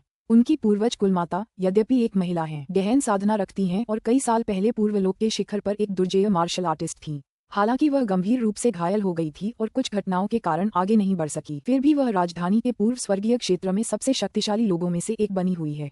वेई शानहाई ने समझाया। क्या आपने जिस बड़ी घटना का जिक्र किया है उसका संबंध इस झेंग परिवार से है? लू किंग ने पूछना जारी रखा। ऐसा प्रतीत होता था कि युआनयांग गांव के 7 किल टावर बेस होने की बात फैली नहीं थी। यह अनिश्चित था कि क्या खबर को जानबूझकर छिपाया गया था या फिर जो मेहमान बच निकले थे उन्होंने ये बात नहीं फैलाई थी। हाँ, वेई शानहाई ने सिर हिलाया। शुरुआत में झेंग परिवार के दूसरे युवा स्वामी की मृत्यु को एक बड़ा मुद्दा नहीं माना गया था। इन दिनों तो शीर्ष संप्रदायों के शिष्य भी प्रशिक्षण के दौरान लापरवाही बरतने पर मर सकते हैं। ऐसे में एक साधारण पारिवारिक युवा गुरु की तो बात ही क्या है। लेकिन ये दूसरा युवा स्वामी झेंग परिवार की मुखिया का प्रिय पोता था। उनकी मृत्यु के बाद परिवार की मुखिया पागल हो गई। उसने न केवल उनके सभी रक्षकों को मार डाला बल्कि उनकी पत्नियों और बच्चों को भी कैद कर लिया और अपने पोते के अंतिम संस्कार के दौरान उन्हें जिंदा बलि देने की धमकी दी। जीवित मानव बलि के बारे में सुनकर लू किंग ने ज्यादा प्रतिक्रिया नहीं दी। वह झेंग परिवार की मुखिया की निर्ममता को देखकर थोड़ा हैरान रह गया था। सुरक्षा प्रदान करने में विफल रहने पर गार्डों को मारना समझ में आता था, लेकिन उनके परिवारों को इसमें शामिल करना अत्यधिक था। एक प्रतिष्ठित परिवार से इस तरह के व्यवहार की उम्मीद नहीं थी। लेकिन बूढ़ा डॉक्टर यह सुनकर भयभीत हो गया। जीवित मानव बलि? क्या झेंग परिवार की मुखिया सचमुच इतनी क्रूर है? गुरुजी, जीवित मानव बलि क्या होती है? लू किंग ने अपने स्वामी को शायद ही कभी इतना उत्तेजित देखा था और वह पूछे बिना नहीं रह सका। जीवित मानव बलि एक अत्यंत क्रूर अंतिम संस्कार प्रथा है। बूढ़े डॉक्टर के जवाब देने से पहले ही वेई शानहाई ने अपनी बात समझा दी थी। इस प्रथा में बलि दिए जाने वाले व्यक्ति को जीवन दीर्घायु करने वाली दवा दी जाती है और फिर उसे विभिन्न क्रूर तरीकों से यातना दी जाती है। अंत में जब वह अपनी अंतिम सांस ले रहा होता है तो उसे मिट्टी में बंद कर दिया जाता है। मिट्टी की मूर्ति बनाई जाती है और मृतक के साथ दफना दिया जाता है। जीवन को लंबा करने वाली दवा के कारण मिट्टी की मूर्ति होने के बावजूद अंदर मौजूद व्यक्ति तुरंत नहीं मरता बल्कि अंतिम सांस तक टिका रहता है। फिर कब्र के अनंत अंधकार में अपार भय से भरे हुए वे धीरे धीरे अपने जीवन को समाप्त होते हुए महसूस करते हैं और अंततः अंतहीन आक्रोश में मर जाते हैं। लू किंग को हल्की सी कपकपी महसूस हुई। उन्हें जीवित मानव बलि इतनी क्रूर होने की उम्मीद नहीं थी, इसलिए इसमें कोई आश्चर्य नहीं कि उनके स्वामी इतने विचलित हुए। बूढ़े डॉक्टर का चेहरा पीला पड़ गया। मुझे याद है कि इस प्रथा को इसकी क्रूरता और प्राकृतिक नियमों के उल्लंघन के कारण शाही फरमान द्वारा प्रतिबंधित कर दिया गया था। वेई शानहाई ने सिर हिलाते हुए कहा, न केवल राजसी राजधानी बल्कि पवित्र पर्वत ने भी जीवित मानव बलि के खिलाफ एक फरमान जारी किया है। इसलिए आजकल इस तरह की घटनाएं कम ही देखने को मिलती हैं। यदि कोई इस अनुष्ठान को करता भी है तो वह इसे गुप्त रूप से करेगा, खुलेआम करने का साहस नहीं करेगा। तो फिर झेंग परिवार की कुलमाता ने दुनिया की निंदा की परवाह किए बिना इतना क्रूर और अमानवीय अनुष्ठान करने का साहस क्यों किया? बूढ़े डॉक्टर ने पूछा। क्या उसे वाकई इस बात का डर नहीं है कि पवित्र पर्वत उसे जवाबदेह ठहराने के लिए किसी को भेज देगा? लू किंग ने आगे कहा। मुझे यह नहीं पता, वेई शानहाई ने सिर हिलाते हुए कहा। लेकिन ऐसी अफवाहें हैं कि झेंग परिवार की मुखिया पागल हो गई हैं। उसके 2 बेटे थे। बड़ा बेटा मार्शल आर्ट में बेहद प्रतिभाशाली था और कांगझोउ के सबसे प्रसिद्ध युवा प्रतिभाओं में से एक था। झेंग परिवार की मुखिया उसे बहुत प्यार करती थी और उसे परिवार के मुखिया के रूप में तैयार करने का इरादा रखती थी। लेकिन अप्रत्याशित रूप से बड़े बेटे ने वहां से गुजर रहे एक दिव्य लोक के मार्शल आर्टिस्ट को नाराज कर दिया और उसकी मौके पर ही मौत हो गई। ये सुनकर झेंग परिवार की कुलमाता ने अपने बेटे का बदला लेने के लिए दिव्य लोक के मार्शल आर्टिस्ट से युद्ध किया। हालांकि वह बुरी तरह घायल हो गई। उसकी जीवन अवधि काफी कम हो गई है और उसके पास जीने के लिए केवल कुछ ही साल बचे हैं। ऐसा कहा जाता है कि हाल ही में दिवंगत हुए दूसरे युवा स्वामी उनकी बड़ी संतान और मरणोपरांत पैदा हुए उनके बेटे थे। लगातार ऐसे आघातों और स्वयं के निकट आते अंत के कारण झेंग कुलमाता ने शायद अपना मानसिक संतुलन खो दिया होगा और पवित्र पर्वत के निषेध की अवहेलना कर दी होगी। फिर भी उसे जीवित मानव बलि नहीं देनी चाहिए। ये प्रथा बहुत क्रूर है। ऐसा कहा जाता है कि इस अनुष्ठान से पीड़ित लोगों के मन में लंबे समय तक द्वेष रहता है। उनकी आत्माएं मिट्टी की मूर्तियों में फंसी रहती हैं, जिससे वे पुनर्जन्म नहीं ले पाती और न ही उन्हें शांति मिलती है। ये प्राकृतिक नियमों का घोर उल्लंघन है। बूढ़े डॉक्टर का चेहरा गंभीर बना रहा। वरिष्ठ वेई, चूंकि शाही राजधानी में इस प्रथा पर प्रतिबंध लगा दिया गया है, तो क्या राज्य की राजधानी में इसे रोकने वाला कोई नहीं है? लू किंग ने पूछा। झेंग परिवार द्वारा जीवित मानव बलि देने की अफवाहों की पुष्टि नहीं हुई है और झेंग परिवार इसका पुरजोर खंडन करता है। ठोस सबूतों के बिना नगर स्वामी का महल भी झेंग परिवार के खिलाफ कार्रवाई नहीं कर सकता। लेकिन अजीब बात यह है कि इन हानिकारक अफवाहों के बावजूद झेंग परिवार ने इन्हें रोकने की कोशिश नहीं की, जिससे ये बेरोक-टोक फैलती रहीं। इसके अलावा उन्होंने उन गार्डों के परिवारों को भी कैद कर लिया था। इसलिए कई लोगों का मानना है कि ये अफवाहें निराधार नहीं हो सकती हैं। नतीजतन राज्य की राजधानी में तनाव का माहौल है, क्योंकि हर कोई इस बात को लेकर अनिश्चित है कि क्या झेंग परिवार की मुखिया सचमुच पागल हो जाएगी और अपने पोते के अंतिम संस्कार के दौरान ऐसा जघन्य कृत्य करेगी। उम्मीद है कि झेंग परिवार की मुखिया दया दिखाएंगी और अधिक पाप नहीं करेगी। अभी भी मौका होने की बात सुनकर बूढ़े डॉक्टर को कुछ राहत महसूस हुई। वह हमेशा दयालु हृदय के थे और ऐसी क्रूरता के बारे में सोच भी नहीं सकते थे। लेकिन मैंने सुना है कि कैद परिवारों में 1 साल से भी कम उम्र का बच्चा है। अगर उस बच्चे का ऐसा हाल हो जाए तो ये बहुत ही भयावह होगा। वेई शानहाई ने आह भरी। बूढ़े डॉक्टर का चेहरा फिर से गंभीर हो गया। हालांकि वेई शानहाई के शब्दों से लू किंग को अचानक कुछ एहसास हुआ और उसे कुछ संदेह हुआ, लेकिन उन्होंने अपने चेहरे पर शांति बनाए रखी और दोनों बुजुर्गों से बातचीत जारी रखी। इसके बाद वेई शानहाई ने दुनिया भर की कुछ हालिया घटनाओं के बारे में जानकारी साझा की। हालांकि वेई परिवार एक दूरस्थ क्षेत्र में रहता था, फिर भी वे बाहरी मामलों पर नजर रखते थे, विशेषकर 2 साल पहले लगभग विनाश का सामना करने के बाद और यह जानते हुए कि दुनिया बड़े बदलावों के कगार पर है। वे बाहरी घटनाओं के प्रति विशेष रूप से संवेदनशील थे। इस प्रकार लू किंग ने दुनिया के बारे में बहुत सारी जानकारी प्राप्त कर ली। वेई शानहाई के बोलने के बाद अपने आंगन में लौटने पर लू किंग शांत भाव से घर वापस चला गया और चुपचाप सोचने लगा। अध्याय 196। झेंग परिवार की यह बुजुर्ग पूर्वज अपने ही परिवार के लिए हानिकारक अफवाहों को फैलने दे रही है। क्या वह मुझे खुद को उजागर करने के लिए उकसाने की कोशिश कर रही है? लू किंग चुपचाप सोच में डूबी रही। जब वेई शानहाई ने उल्लेख किया कि झेंग परिवार ने जीवित मानव बलि देने की बात स्वीकार नहीं की, लेकिन अफवाहों को भी नहीं रोका, तो उसने मोटे तौर पर उनके इरादे का अनुमान लगा लिया। इससे पहले जब उसने युआनयांग गांव पर हमला किया था तो उसने कई तरह के वेश बदले थे और यहाँ तक कि उसने पृथ्वी की गति को नियंत्रित करने वाले ताबीज का भी इस्तेमाल किया था, जो एक शक्तिशाली ताबीज है। अगर उस समय उसका मालिक भी मौजूद होता तो भी उसकी असली पहचान का पता लगाना मुश्किल होता। झेंग परिवार की पहचान का पता लगाना तो और भी मुश्किल होता। वेई शानहाई के वर्णन के अनुसार झेंग परिवार की बुजुर्ग पूर्वज का व्यक्तित्व ऐसा था कि वह निर्दोष रक्षकों और कुल के सदस्यों के प्रति भी द्वेष रखती थी। वह इतनी संकीर्ण मानसिकता वाली और क्रूर थी कि उसके पोते की हत्या करने वाले से वह घृणा न करे, यह असंभव ही था। बात बस इतनी सी थी कि उसने अपने निशान इतनी अच्छी तरह से मिटा दिए थे कि उनके पास जांच करने का कोई तरीका ही नहीं था। लेकिन ये स्पष्ट था कि झेंग परिवार की बुजुर्ग पूर्वज उसके प्रति अपनी नफरत को कभी नहीं छोड़ेगी। वह उसे ढूंढने के लिए हर संभव प्रयास जरूर करेगी। क्या ऐसा इसलिए है क्योंकि उन मेहमानों को पता था कि मैंने झेंग यू को क्यों मारा था और इसलिए वह मुझे बाहर निकालने के लिए नैतिकता का इस्तेमाल एक बहाने के रूप में करना चाहती है? लू किंग ने मेज पर अपनी उंगलियों से हल्के से थपथपाया और अनुमान लगाया कि वह बुजुर्ग पूर्वज के कुछ विचारों को समझ पा रहा है। उस समय उसने उन मेहमानों और वेश्याओं की हत्या नहीं की थी। सबसे पहले क्योंकि उनकी क्षमताओं के माध्यम से प्राप्त जानकारी से पता चला कि उन लोगों ने कोई महत्वपूर्ण पाप नहीं किया था, विशेष रूप से वेश्यावृत्ति में धकेली गई वे महिलाएं जो दयनीय थीं। हालांकि वह खुद को संत नहीं मानता था, लेकिन वह निर्दोषों को अंधाधुंध मारना नहीं चाहता था। दूसरे, उसे अपने भेष बदलने की क्षमताओं पर पूरा भरोसा था। उसका मानना था कि उस समय कोई भी उसकी असली पहचान नहीं जान पाएगा।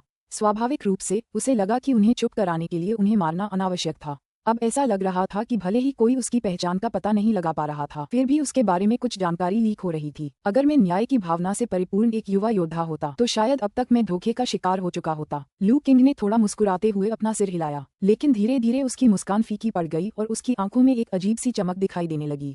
हालांकि मुझे पता है कि यह एक जाल है, फिर भी मैं तुम्हें मारना चाहता हूँ। मुझे क्या करना चाहिए? लू किंग को यह स्वीकार करना पड़ा कि दूसरे पक्ष की योजना वास्तव में चालाक थी। हालांकि वह उनके इरादे को समझ गया था, फिर भी वह खुद को जान से मारने की तीव्र इच्छा महसूस करने से रोक नहीं सका। ये जाल एक योजना और एक खुली साजिश दोनों थी, जिसका उद्देश्य उसके दिल पर हमला करना था। इसके अलावा क्या आपको इतना यकीन है कि आप मुझसे निपट सकते हैं? अगले दिन लू किंग वेई परिवार के विला में पहुंची। लू शियालांगजुन, तुमने क्या कहा? क्या तुम मुझसे मुकाबला करना चाहते हो? वेई शानहाई ने लू किंग की ओर देखा, जिसके चेहरे पर एक गंभीर भाव था, और सोचा कि क्या उसने कुछ गलत सुना है। उसके बगल में खड़े मागो और वेई जियान भी आश्चर्य से लू किंग को घूर रहे थे, विशेषकर वेई जियान जो अविश्वास से भरा हुआ था। उसने अभी क्या सुना? लू किंग सचमुच उनके पूर्वज, एक दिव्य लोक विशेषज्ञ को चुनौती देना चाहता था? जी हाँ, मेरे जूनियर को हाल ही में साधना में एक बाधा का सामना करना पड़ा है और वह कुछ बातें समझ नहीं पा रहा है। मैं सीनियर के साथ अभ्यास करना चाहता हूँ ताकि कुछ सीख सकूं। मुझे उम्मीद है कि सीनियर वेई मुझे सलाह देने में संकोच नहीं करेंगे, लू किंग ने गंभीरता से कहा। लू किंग के मजाक न करने पर वेई शानहाई और भी गंभीर हो गया।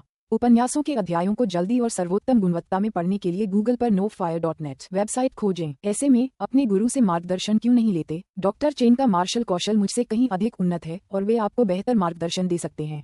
वेई शानहाई हमेशा से डॉक्टर चेन की युद्धकला की अपार क्षमता के प्रशंसक रहे थे, विशेषकर जल और अग्नि के सामंजस्यपूर्ण संयोजन और पूर्व स्वर्गीय क्षेत्र की अवधारणा पर उनकी महारत, जिसके बारे में वेई शानहाई ने कई बार पूछा था लेकिन कभी समझ नहीं पाया था। मुझे मार्गदर्शन की नहीं, दबाव की जरूरत है, लू किंग ने सिर हिलाते हुए कहा। वरिष्ठ वेई को पता होना चाहिए कि मेरे गुरु को दूसरों से लड़ना पसंद नहीं है और वे मुझे बहुत पसंद करते हैं। उनके साथ अभ्यास करने से मुझे कोई दबाव महसूस नहीं होगा। ये सच है। वेई शानहाई ने डॉक्टर चेन के चरित्र को याद करते हुए सिर हिलाया। सच कहूं तो डॉक्टर चेन को लंबे समय से जानने के बाद वह कई बार आश्चर्यचकित हो चुका था। डॉक्टर चेन, जिन्हें लड़ाई झगड़ा पसंद नहीं था और मार्शल आर्ट में भी उनकी कोई खास रुचि नहीं थी, देखने में बिल्कुल भी योद्धा जैसे नहीं लगते थे, फिर भी मार्शल आर्ट में उनकी उपलब्धियां वेई शानहाई की समझ से कहीं अधिक थीं। यह ऐसी चीज थी जिसे वह कभी समझ नहीं पाया। तथापि वेई शानहाई ने लू किंग की ओर देखकर पूछा, प्रीसेलेस्टियल दायरे के विशेषज्ञ के साथ मुकाबला करने पर भी दबाव महसूस करने के लिए लू शियालांगजुन, आपकी साधना किस स्तर तक पहुंच चुकी है? वेई शानहाई को इस बात की लंबे समय से जिज्ञासा थी। लगभग 1.5 साल पहले उन्हें अचानक एहसास हुआ कि वे अब लू किंग की साधना को भेद नहीं सकते। उस समय वह काफी हैरान रह गया था। आखिरकार एक पूर्व दिव्य क्षेत्र के विशेषज्ञ के रूप में जन्मोत्तर क्षेत्र के योद्धा की साधना को न समझ पाना बिल्कुल अविश्वसनीय था। उस समय लू किंग ने बताया कि उसने एक अनोखी गुप्त विधि का अभ्यास किया था जिससे वह अपनी साधना शक्ति को दूसरों से छिपा सकता था। अब 1.5 साल बीत चुका था और वेई शानहाई लू किंग के वर्तमान साधना स्तर के बारे में बहुत उत्सुक था। ये सुनकर मागो और वेई जियान भी चौकन्ने हो गए और लू किंग को ध्यान से देखने लगे, जिनकी साधना का स्तर लू किंग से काफी कम था। वे 2 वर्षों से उसके वास्तविक साधना स्तर को महसूस करने में असमर्थ थे। ये देखकर लू किंग समझ गया कि उसे अपनी थोड़ी सी ताकत दिखानी ही होगी। उसने अपने आत्मा ताबीज की शक्ति को नियंत्रित किया और अपनी वास्तविक आभा का थोड़ा सा अंश बाहर निकलने दिया। फिर मागो और वेई जियान ने एक प्राचीन भयंकर जानवर जैसी शक्तिशाली आभा को अपनी ओर आते हुए महसूस किया, जिससे वे अनजाने में कुछ कदम पीछे हट गए। उनकी आंखें आश्चर्य से भरी हुई थीं। वेई शानहाई भी चौंक गया, उसके चेहरे पर हैरानी के भाव थे। काफी देर बाद उसने आह भरी, जन्मोत्तर क्षेत्र का शिखर, मार्शल ग्रैंडमास्टर का क्षेत्र। लू शियालांगजुन, तुम सचमुच इस स्तर तक पहुंच गए हो। दरअसल जब लू किंग ने कहा कि केवल एक पूर्व दिव्य क्षेत्र का विशेषज्ञ ही उसे दबाव दे सकता है, तो वेई शानहाई ने पहले ही इसका अनुमान लगा लिया था। हालांकि जब उसने लू किंग की साधना को सही मायने में महसूस किया तो वह आश्चर्यचकित हुए बिना नहीं रह सका। आखिरकार अगर उसे सही से याद था तो लू किंग की उम्र अभी 19 साल भी नहीं हुई थी। 19 वर्षीय मार्शल ग्रैंडमास्टर की ऐसी उपलब्धि प्रतिभाशाली लोगों से भरे झोंकझोंक की धरती में भी अद्वितीय होगी। इसके अलावा पिछले 2 वर्षों में वह ये भी जानता था कि लू किंग ने वास्तव में 3 साल से भी कम समय तक मार्शल आर्ट का अभ्यास किया था। 3 साल से भी कम समय में एक साधारण योद्धा से ग्रैंडमास्टर के पद तक पहुंचने का सफर, ये खेती की एक आश्चर्यजनक गति थी। इसमें कोई आश्चर्य नहीं कि वह एक अद्वितीय प्रतिभावान व्यक्ति थे जिन्हें अपार सौभाग्य प्राप्त था। वेई शानहाई ने मन ही मन एक बार फिर आह भरी। मागो और वेई जियान तो पहले से ही अचंभित थे। भाई लू किंग, क्या आप सचमुच मार्शल ग्रैंडमास्टर बन गए हैं? मागो ने चौड़ी आंखों से पूछा। कुछ दिन पहले मुझे सफलता मिली, यह मेरा सौभाग्य था। लू किंग ने सिर हिलाया। लेकिन इसी वजह से मुझे एक अड़चन का सामना करना पड़ रहा है, इसलिए मैं सीनियर वेई से अभ्यास करना चाहता हूं ताकि कुछ सीख सकूं। मैं समझ गया, आपकी ताकत को देखते हुए केवल एक पूर्व दिव्य क्षेत्र का विशेषज्ञ ही आप पर दबाव डाल सकता है। वेई शानहाई समझ गए, जब लू किंग टेंडन और बोन्स क्षेत्र के शिखर पर था तब वह एक मार्शल ग्रैंडमास्टर को भी हरा सकता था। अब जबकि वह जन्मोत्तर क्षेत्र के शिखर पर पहुंच चुका था, उसकी शक्ति एक अज्ञात सीमा तक बढ़ गई थी। लेकिन यह स्पष्ट था कि साधारण मार्शल ग्रैंडमास्टर अब उनके प्रतिद्वंद्वी नहीं बन सकते थे। ये सोचकर वेई शानहाई भी थोड़ा उत्साहित महसूस करने लगा। वह ये भी जानना चाहता था कि लू किंग अब कितना शक्तिशाली है। लू जियाओलिंगजुन, हम कहाँ बहस करेंगे? अध्याय 197। पहाड़ों की गहराई में एक खास घाटी। लू किंग और वेई शानहाई एक दूसरे के सामने खड़े थे। दोनों ने अपने हथियार पकड़ रखे थे। बेशक उनके हथियार साधारण 100 तह वाले युद्धक चाकू थे, न कि दिव्य हथियार। आखिरकार वे सिर्फ अभ्यास कर रहे थे, अपनी जान बचाने के लिए नहीं लड़ रहे थे। लू शियालांगजुन, ये जगह शांत और सुखद है और यहाँ से दूर दूर तक का नजारा दिखता है। अभ्यास के लिए यह वाकई एक बढ़िया जगह है। वेई शानहाई ने आसपास का जायजा लेते हुए प्रशंसा की। पहाड़ों में जड़ी बूटियां इकट्ठा करते समय मुझे ये जगह संयोग से मिल गई। मैं कभी कभी यहाँ अभ्यास करने आता हूँ। यह वाकई एक अच्छी जगह है, लू किंग ने मुस्कुराते हुए कहा। दूसरा आंगन ज्यूली गांव के बहुत करीब था। पूर्व दिव्य विशेषज्ञ की आभा आम लोगों के लिए बहुत ही भयावह थी। गांव में कई बुजुर्ग लोग थे और उन्हें डराने से बचने के लिए लू किंग ने गांव से दूर पहाड़ों में अभ्यास करने का विकल्प चुना। मागो ने चारों ओर देखा और इस जगह को पहचान लिया। यह वही अनाम घाटी थी जहां लू किंग ने उसका पीछा किए जाने के दौरान उसकी जान बचाई थी। उस समय लू किंग ने शियाओ ली के साथ मिलकर तियानकांग संप्रदाय के 2 शिष्यों की हत्या कर दी थी। लेकिन वेई जियान को घाटी के वातावरण की कोई परवाह नहीं थी। पहाड़ी पर खड़े होकर वह उत्सुकता से नीचे मौजूद दोनों को देख रहा था। उसकी निगाहें आशा से भरी हुई थीं। जब उन्होंने देखा कि लू किंग और वेई शानहाई आपस में भिड़ने वाले हैं, तो स्वाभाविक रूप से वे इतना शानदार मुकाबला देखने से चूकना नहीं चाहते थे। इसलिए वे बेशर्मी से उनके पीछे पीछे चले गए। गुरुजी, आपके अनुसार इस मुकाबले में कौन जीतेगा? डॉक्टर लू किंग या पूर्वज? वेई जियान ने पूछा। मागो ने एक पल सोचा और हिचकिचाते हुए कहा, मैं कुछ नहीं कह सकता। तार्किक रूप से देखा जाए तो यद्यपि लू किंग एक मार्शल ग्रैंडमास्टर थे, फिर भी वे जन्मोत्तर अवस्था में थे, जबकि वेई परिवार के पूर्वज एक पूर्व दिव्य विशेषज्ञ थे। उनकी साधना में बहुत बड़ा अंतर था और इसमें कोई संदेह नहीं था कि वेई परिवार के पूर्वज अधिक शक्तिशाली होने चाहिए थे। लेकिन किसी न किसी तरह मागो को लगा कि चीजें इतनी सरल नहीं हो सकती। जब से वह लू किंग को जानता था, उस युवक ने कई चमत्कार किए थे और उसे कई झटके भी दिए थे। इसलिए जन्मोत्तर और पूर्व दिव्य के बीच लड़ाई में भी उसे अब भी लगता था कि लू किंग को आसानी से पराजित नहीं किया जा सकेगा। वेई शानहाई को ऐसी कोई उलझन नहीं थी। पूर्व खगोलीय मामलों के विशेषज्ञ के रूप में उन्हें पूर्ण विश्वास था। हालांकि लू किंग मार्शल दाव का एक दुर्लभ प्रतिभाशाली व्यक्ति था, जिसके पास मार्शल पथ पर असीमित भविष्य था, फिर भी वह अभी तक पूरी तरह से परिपक्व नहीं हुआ था।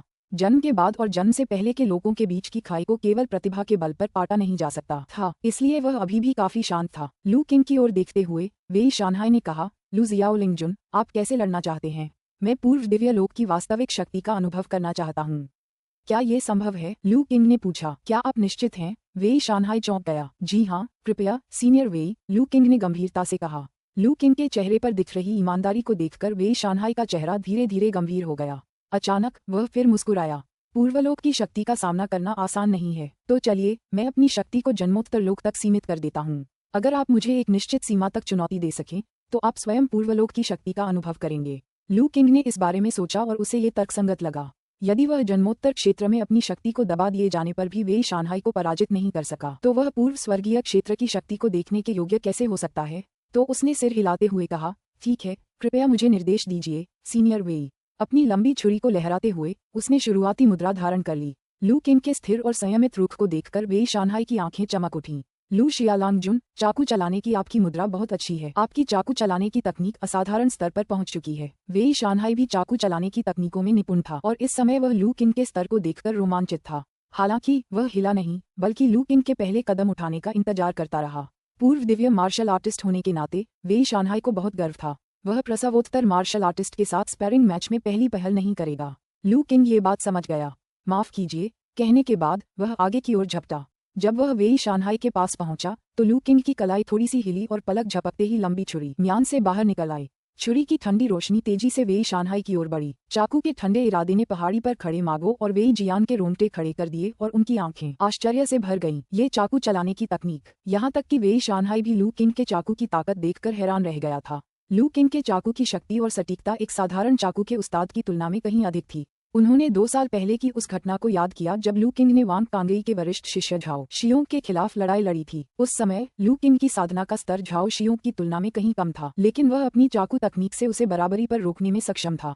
अब 2 साल बाद चाकू चलाने की तकनीकों में लू किंग की प्रगति स्पष्ट रूप से दिखाई दे रही थी। हालांकि वेई शानहाई अभी भी चाकू चलाने की तकनीकों में गहन ज्ञान रखने वाला एक पूर्व दिव्य विशेषज्ञ था। हालांकि वह हैरान था, लेकिन उसने तुरंत कार्रवाई की। प्रकाश की एक धारा के साथ वेई शानहाई की लंबी छुरी ने एक गोलाकार चाप बनाया और उसने वार भी किया। समय बिल्कुल सही था। लू किंग के चाकू के वार की चरम सीमा पर प्रहार किया गया। ये ताकत का मुकाबला ताकत से करने, हमले का मुकाबला हमले से करने और लू किंग की गति को पूरी तरह से कुचलने की रणनीति थी। क्लैंग, दोनों चाकू आपस में टकराए और अगले ही पल उन दोनों के चारों ओर अनगिनत चाकू की रोशनी चमक उठी। एक पल में ये बताना असंभव था कि उन्होंने कितनी बार एक दूसरे पर प्रहार किए थे। लू किंग और वेई शानहाई के बीच हुए संघर्ष से ऊर्जा और तेज आभा की परतें फूटती हुई दिखाई दे रही थीं, मानो कोई हिंसक तूफान उमड़ रहा हो और दहाड़ रहा हो। दोनों ने तेजी से हमला करने का विकल्प चुना और लड़ाई के लिए तेज चाकुओं का इस्तेमाल किया।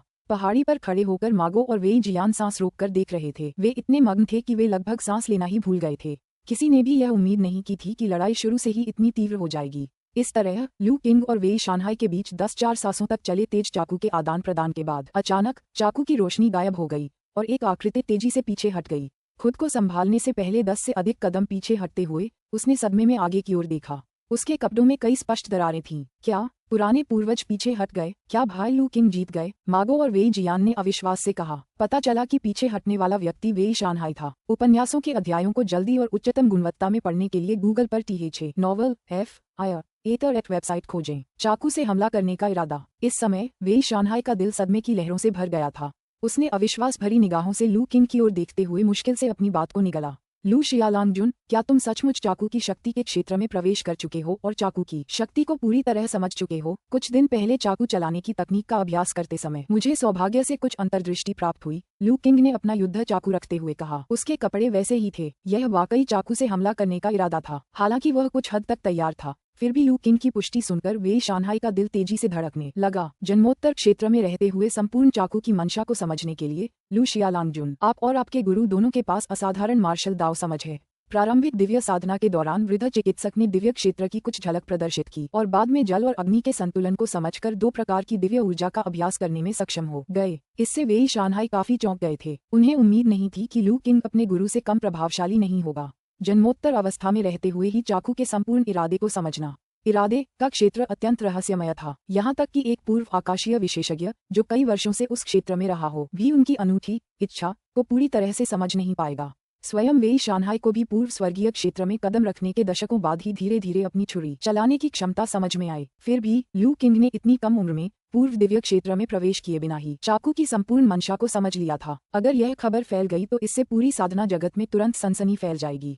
इससे भी महत्वपूर्ण बात यह है कि वेई शानहाई को लगा कि लू किंग की तलवार की मंशा उनकी अपनी पूर्व दिव्य स्तर की तलवार की मंशा से भी कहीं अधिक गहरी थी। उनकी तेज तर्रार चाकूबाजी की लड़ाई के अंतिम कुछ दर्जन दावों में लू किंग ने उसे पूरी तरह से दबा दिया। अपनी चाकू चलाने की तकनीक को नियंत्रित करने के लिए अपनी स्वयं की चाकू चलाने की क्षमता का उपयोग करते हुए वह लू किंग की चाकू चलाने की तकनीक में कोई खामी नहीं ढूंढ सका। इसके विपरीत लू किंग ने बार बार उसकी चालों में खामियां पाईं और उसके कपड़े फाड़ दिए। अगर लू किंग ने दया न दिखाई होती तो वह बहुत पहले ही घायल हो गया होता। सीनियर वेई, क्या आप अभी भी मेरे साथ प्रसवोत्तर स्तर पर अभ्यास करना चाहते हैं? लू किंग ने पूछा। अब और मुकाबला करने की कोई जरूरत नहीं है, वेई शानहाई ने कड़वी मुस्कान के साथ कहा। चाकू चलाने की तकनीक के मामले में ही मैं तुमसे पूरी तरह हार चुका हूँ। ये कहते हुए भी उनके मन में कुछ कड़वाहट बाकी थी। लू किंग के साथ मुकाबला करने से पहले वह आत्मविश्वास से भरा हुआ था। उसने सोचा कि यद्यपि लू किंग के पास अद्वितीय प्रतिभा थी और वह सदियों में दुर्लभ मार्शल दाव प्रतिभा का धनी था, फिर भी उसे निश्चित रूप से उसकी पूर्व दिव्य स्तर की मार्शल दाव जागरूकता के विरुद्ध संघर्ष करना पड़ेगा। अप्रत्याशित रूप से अंततः वही पराजित हो गया। क्या अब मैं पूर्व स्वर्गीय क्षेत्र की शक्ति का साक्षी बनने के योग्य हूँ? लू किंग ने पूछना जारी रखा। बिल्कुल। पूर्व आकाशीय विशेषज्ञ होने के नाते वेई शानहाई ने तुरंत अपनी मानसिकता को समायोजित कर लिया और उनका चेहरा गंभीर हो गया। हालांकि लू जियालांगजुन, मुझे आपको ये बताना होगा कि पूर्व दिव्य क्षेत्र की शक्ति जन्म के बाद के क्षेत्र की तुलना में पूरी तरह से अलग स्तर पर है। पूर्व दिव्य क्षेत्र में व्यक्ति पूर्व दिव्य वास्तविक ची का संवर्धन करता है। मन को मार्गदर्शक के रूप में उपयोग करते हुए स्वर्ग और पृथ्वी की ऊर्जा को अवशोषित करना, उसे पूर्व दिव्य वास्तविक ची में परिष्कृत करना, जो अत्यंत रहस्यमय है और अपार शक्ति से युक्त है। इससे प्रेरित तकनीकें अविश्वसनीय रूप से शक्तिशाली हैं, प्रसवोत्तर क्षेत्र की तुलना में कहीं अधिक शक्तिशाली। जब किसी पूर्व दिव्य मार्शल आर्टिस्ट द्वारा पूर्व दिव्य वास्तविक ची का उपयोग करते हुए उसी मार्शल आर्ट का प्रयोग किया जाता है तो उसकी शक्ति जन्म के बाद के क्षेत्र में उपयोग किए जाने की तुलना में कम से कम कई गुना या यहाँ तक कि दर्जनों गुना अधिक होती है। ये दोनों बिल्कुल अतुलनीय हैं। मैं समझ गई, लू किंग ने गंभीरता से कहा। वेई शानहाई का इरादा स्पष्ट था। हालांकि अभी अभी वह चाकू चलाने की तकनीक में लू किंग से मामूली रूप से हार गया था, लेकिन अगर वह दिव्य ऊर्जा का उपयोग करता तो परिणाम पूरी तरह से अलग होता। जब शक्ति एक निश्चित स्तर पर पहुंच जाती है तो वह तकनीक को लगभग नजरअंदाज कर सकती है। इसके अलावा वेई शानहाई ने चाकू के इरादे को भी समझ लिया था। यदि वह दिव्य ऊर्जा का प्रयोग करता तो लू किंग ही पराजित हो जाता। तथापि हालांकि वेई शानहाई ने अभी पूरी ताकत का इस्तेमाल नहीं किया। क्या लू किंग ने अपने सारे पत्ते खोल दिए? लू किंग की आंखों में लड़ने का जज्बा झलक रहा था। बिना किसी वास्तविक लड़ाई के पूर्व स्वर्गीय क्षेत्र की सच्ची शक्ति का अनुभव किए बिना वह अपनी अगली योजना के लिए कैसे तैयारी कर सकता था? बहुत बढ़िया, शानदार। आप सचमुच इस महान परिवर्तन के युग में जन्मी भाग्यशाली संतान कहलाने के योग्य हैं। केवल इतना साहसी व्यक्ति ही इस उपाधि के योग्य हो सकता है। लू किंग के जुझारू जज्बे को महसूस करते हुए वेई शानहाई भी वीरतापूर्ण उत्साह से भर गया और जोर जोर से जयकारे लगाने लगा। लू किंग ने हल्की सी मुस्कान दी। उन्होंने भाग्यशाली संतान की उपाधि को कभी गंभीरता से नहीं लिया। वह हमेशा अपनी ताकत और अपने हाथ में मौजूद चाकू पर ज्यादा भरोसा करता था। कृपया मुझे निर्देश दीजिए, सीनियर। ठीक है। जैसे ही उसने ठीक है कहा, वेई शानहाई के शरीर से एक जबरदस्त ऊर्जा का संचार हुआ। शक्तिशाली पूर्व आकाशीय दबाव अचानक प्रकट हुआ और लू किंग पर दबाव डालने लगा। पहाड़ी पर मौजूद मागो और वेई जियान ने दबाव महसूस किया और तुरंत अपने शरीर पर भार महसूस किया। उनके पैर कमजोर पड़ गए और वे मजबूरी में बैठ गए, भय से नीचे देखते हुए लू किंग के लिए चिंतित हो गए। हालांकि वे इतनी दूर थे, लेकिन पूर्व आकाशीय दबाव के एक अंश से भी स्पर्श होने मात्र से उन्हें ऐसा महसूस हुआ मानो कोई पहाड़ उन पर असहनीय दबाव डाल रहा हो। लेकिन जब उन्होंने लू किंग की स्थिति देखी तो वे अपनी आंखें चौड़ी करने से खुद को रोक नहीं पाए। लू किंग शांत और संयमित था, उसमें बेचैनी के कोई लक्षण नहीं दिख रहे थे, मानो अत्यधिक दिव्य दबाव उसके लिए वसंत की हल्की हवा के समान हो, जिससे उसे कोई दबाव महसूस न हो रहा हो। वेई शानहाई भी हैरान रह गया। वरिष्ठ वेई, ऐसे दिखावे की कोई जरूरत नहीं है, आभा जैसी चीजें मुझ पर असर नहीं करती, लू किंग ने दुर्लभ साहस का प्रदर्शन करते हुए कहा। उसका लड़ने का जज्बा उबल रहा था। बहुत अच्छा, तो सावधान रहना। हालांकि वेई शानहाई को यह नहीं पता था कि लू किंग ने उसकी दिव्य शक्ति का पूरी तरह से प्रतिरोध करने के लिए कौन सी गुप्त तकनीक अपनाई थी, लेकिन इस समय वह इसके बारे में सोचना नहीं चाहता था। उसने अपनी लंबी छुरी घुमाई और एक लाल रंग की आभा प्रकट हुई, जो तेजी से लू किंग की ओर बढ़ी। लू किंग ने बिना सोचे समझे तलवार की आभा पर वार कर दिया। टकराना। आखिरकार सच्ची चीज से निर्मित ब्लेड की आभा अनगिनत बार हथौड़े से पीटकर गड़ी गई युद्ध की छुरी जितनी ठोस नहीं थी और लू किंग द्वारा आसानी से चकनाचूर कर दी गई थी। हालांकि लू किंग ने भी अपने हाथ में कंपन महसूस किया। ब्लेड की आभा की शक्ति आश्चर्यजनक थी, जिससे उसका हाथ थोड़ा सुन्न हो गया था। Swish swish swish. लेकिन बात यहीं खत्म नहीं हुई। वेई शानहाई ने कई बार और वार किए और कई लाल तलवारों की आभाएं एक जटिल पैटर्न में लू किंग की ओर उड़ गईं। क्या एक परिपूर्ण जन्मोत्तर शरीर की शक्ति से पूर्व दिव्य वास्तविक ऊर्जा द्वारा निर्मित ब्लेड आभा को रोका नहीं जा सकता? आने वाली तलवारों की आभा को देखते हुए लू किंग के मन में एक विचार पौंध गया। फिर एकदम सही धमाका। इस विचार के साथ ही पल भर में उसके रक्त और ऊर्जा की शक्ति में प्रचंडता उत्पन्न हुई और उसके शरीर से एक शक्तिशाली आभा निकली। अगले ही क्षण चाकू की रोशनी चमकी, कई तेज आवाजें आईं और लाल ब्लेड की आभा पलक झपकते ही लू किंग द्वारा चकनाचूर कर दी गई। बूम। ब्लेड की आभा को चकनाचूर करने के बाद लू किंग ने जोरदार कदम बढ़ाया, जिससे उसके पैरों के नीचे एक बड़ी चट्टान टूट गई और उसका शरीर एक तीर की तरह वेई शानहाई की ओर बढ़ गया। बिना आक्रमण किए बहुत देर तक बचाव करना लू किंग की शैली नहीं थी। वह अभी तक प्रीसेलेस्टियल स्तर तक नहीं पहुंचा था और उसके पास प्रीसेलेस्टियल ब्लेड ऑरा जैसी लंबी दूरी की आक्रमण विधियां भी नहीं थीं। उसके जीतने का एकमात्र मौका वेई शानहाई के साथ आमने सामने की लड़ाई करना था।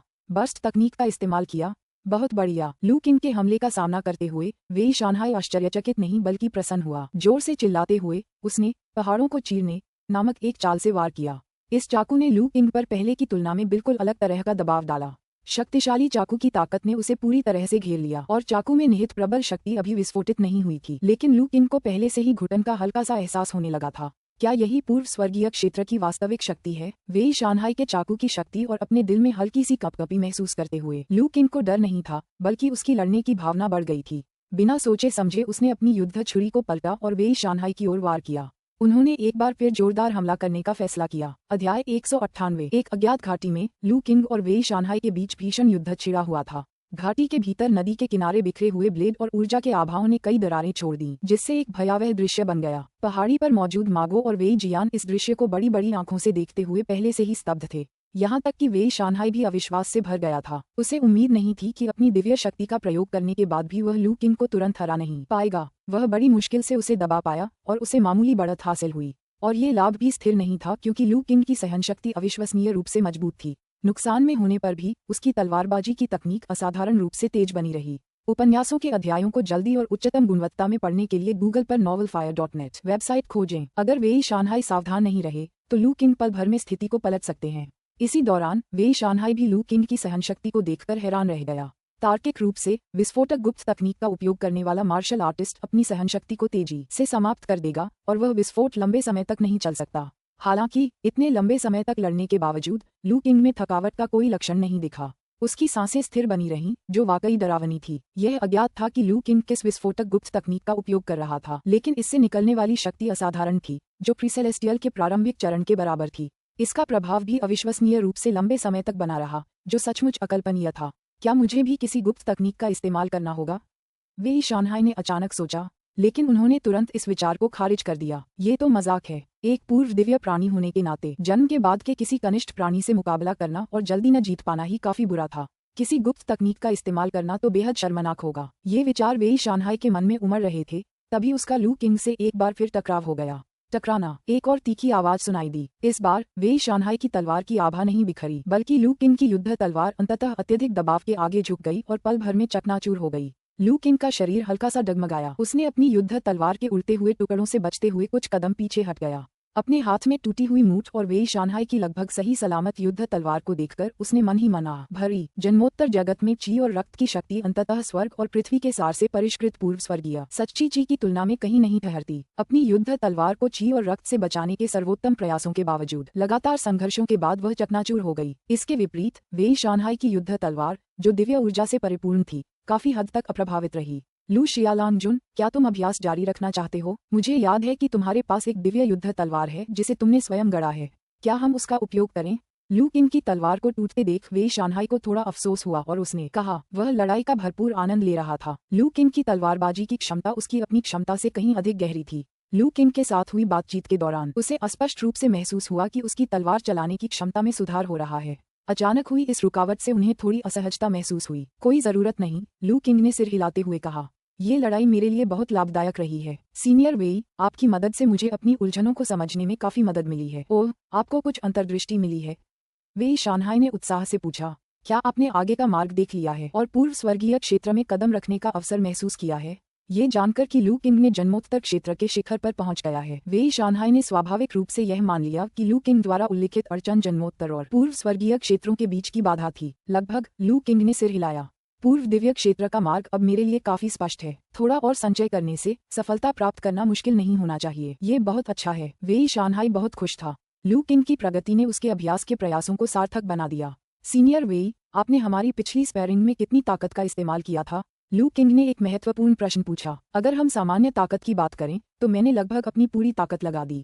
अगर हम जारी रखते तो जीतने के लिए मुझे शायद कोई गुप्त तकनीक अपनानी पड़ती। वेई शानहाई ने ईमानदारी से जवाब दिया। उनकी भावनाएं काफी मिली जुली थीं। वह विनम्रता नहीं दिखा रहा था। उन्होंने वास्तव में पहले ही अपनी लगभग पूरी ताकत का इस्तेमाल कर लिया था। दिव्य गुप्त तकनीकों का उपयोग न करने के अलावा उसने अपनी दिव्य वास्तविक ऊर्जा को लगभग सीमा तक पहुंचा दिया था। सामान्य परिस्थितियों में एक पूर्व दिव्य मार्शल आर्टिस्ट गुप्त तकनीकों का उपयोग किए बिना आंतरिक अंगों के क्षेत्र के शिखर पर किसी भी मार्शल ग्रैंडमास्टर को आसानी से हरा सकता है। लेकिन अप्रत्याशित रूप से लू किंग इतना दुर्जेय था। उसकी विस्फोटक गुप्त तकनीक की शक्ति उसकी अपनी शक्ति से कुछ ही कमजोर थी। लू किंग की उत्कृष्ट तलवारबाजी तकनीक के कारण वेई शानहाई उसे जल्दी से संभाल नहीं सका। इस बारे में सोचते हुए, लू किंग की अभी भी प्रबल आभा को देखते हुए वेई शानहाई ने खुद को ये पूछने से रोक नहीं पाया, लू शियालांगजुन, तुमने पहले कौन सी गुप्त तकनीक का इस्तेमाल किया था? यह इतनी शक्तिशाली है जिससे तुम प्रीसेलेस्टियल के प्रारंभिक चरण के बराबर शक्ति का प्रदर्शन कर पा रहे हो। यह एक ऐसी विरासत थी जो मुझे संयोगवश मिली। इसे निपुणता से सीखने के लिए मैंने लंबे समय तक अभ्यास किया, लू किंग ने स्पष्ट रूप से कहा।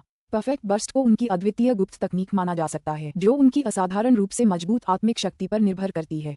आत्मा का ताबीज लू किंग के सबसे बड़े तुरुप के पत्तों में से एक था जिसके बारे में उसने अपने गुरु को भी नहीं बताया था, इसलिए स्वाभाविक रूप से वह इसे आसानी से प्रकट नहीं करेगा। अच्छा ऐसा है। वेई शानहाई समझ गया था कि लू किंग विस्तार से बताना नहीं चाहता, इसलिए उसने चतुराई से आगे कोई सवाल नहीं पूछा। पुराने पूर्वज डॉक्टर लू। इसी समय वेई जियान और मागो पहाड़ी से नीचे उतरे। उनके चेहरे सदमे से भरे हुए थे, विशेषकर वेई जियान जो बेहद उत्साहित थी। उन्होंने प्रशंसा भरी निगाहों से लू किंग की ओर देखा और कहा, डॉक्टर लू, आप तो कमाल हैं। ओल्ड एंसेस्टर से मुकाबला बराबरी पर खत्म करना अविश्वसनीय है। मेरी चापलूसी मत करो। क्या तुमने नहीं देखा कि मेरी तलवार टूट गई? लू किंग मुस्कुराया। अगर हम लड़ते रहे तो निहत्थे में सीनियर वेई का मुकाबला नहीं कर पाऊंगा। लू शियालांगजुन बहुत ही विनम्र हैं।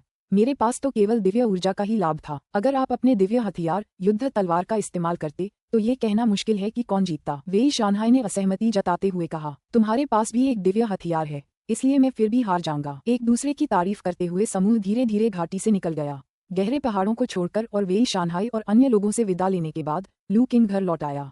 ध्यान और विश्राम करके अपनी शक्ति पुनः प्राप्त करने के बाद उसने इस अभ्यास सत्र से प्राप्त लाभों पर विचार करना शुरू किया। एक बात ऐसी थी जो लू किंग ने वेई शानहाई को नहीं बताई थी। वह अभ्यास करना चाहता था, इसलिए नहीं कि उसकी साधना में कोई बाधा आ गई थी। अपनी क्षमताओं के कारण स्वाभाविक रूप से उनके पास लगभग एक प्रबुद्ध समझ थी। ऐसी बहुत कम तकनीकें थीं जिन्हें वह समझ नहीं पाता था। जन्मोत्तर और पूर्व आकाशीय अवस्था के बीच की सीमा उसके लिए पहले से ही स्पष्ट थी। उसमें कोई भ्रम नहीं था और वह इसे किसी भी समय पार कर सकता था। ये केवल एक निश्चित अंतर्ज्ञान ही था जिसने उसे वह कदम उठाने से रोक रखा था। वेई शानहाई को मुकाबले के लिए आमंत्रित करने का लू किंग का असली उद्देश्य स्वयं पूर्व दिव्य क्षेत्र की शक्ति का अनुभव करना और उसकी ताकत को समझना था। यह उनके अगले कदमों के लिए एक संदर्भ के रूप में काम करेगा। अध्याय 199। मैंने प्रारंभिक पूर्व आकाशीय चरण की पारंपरिक शक्ति का मोटे तौर पर आकलन किया है। आकाश करने में केवल एक ही चीज कठिन है और वह है पूर्व आकाशीय स्तर की गुप्त तकनीकों की शक्ति। पलंग पर पालथी मारकर बैठी लू किंग गहरी सोच में डूब गई। वेई शानहाई एक अनुभवी पूर्व दिव्य क्षेत्र विशेषज्ञ थे। उनकी साधना काफी समय पहले पूर्व दिव्य स्तर के शिखर पर पहुंच चुकी थी।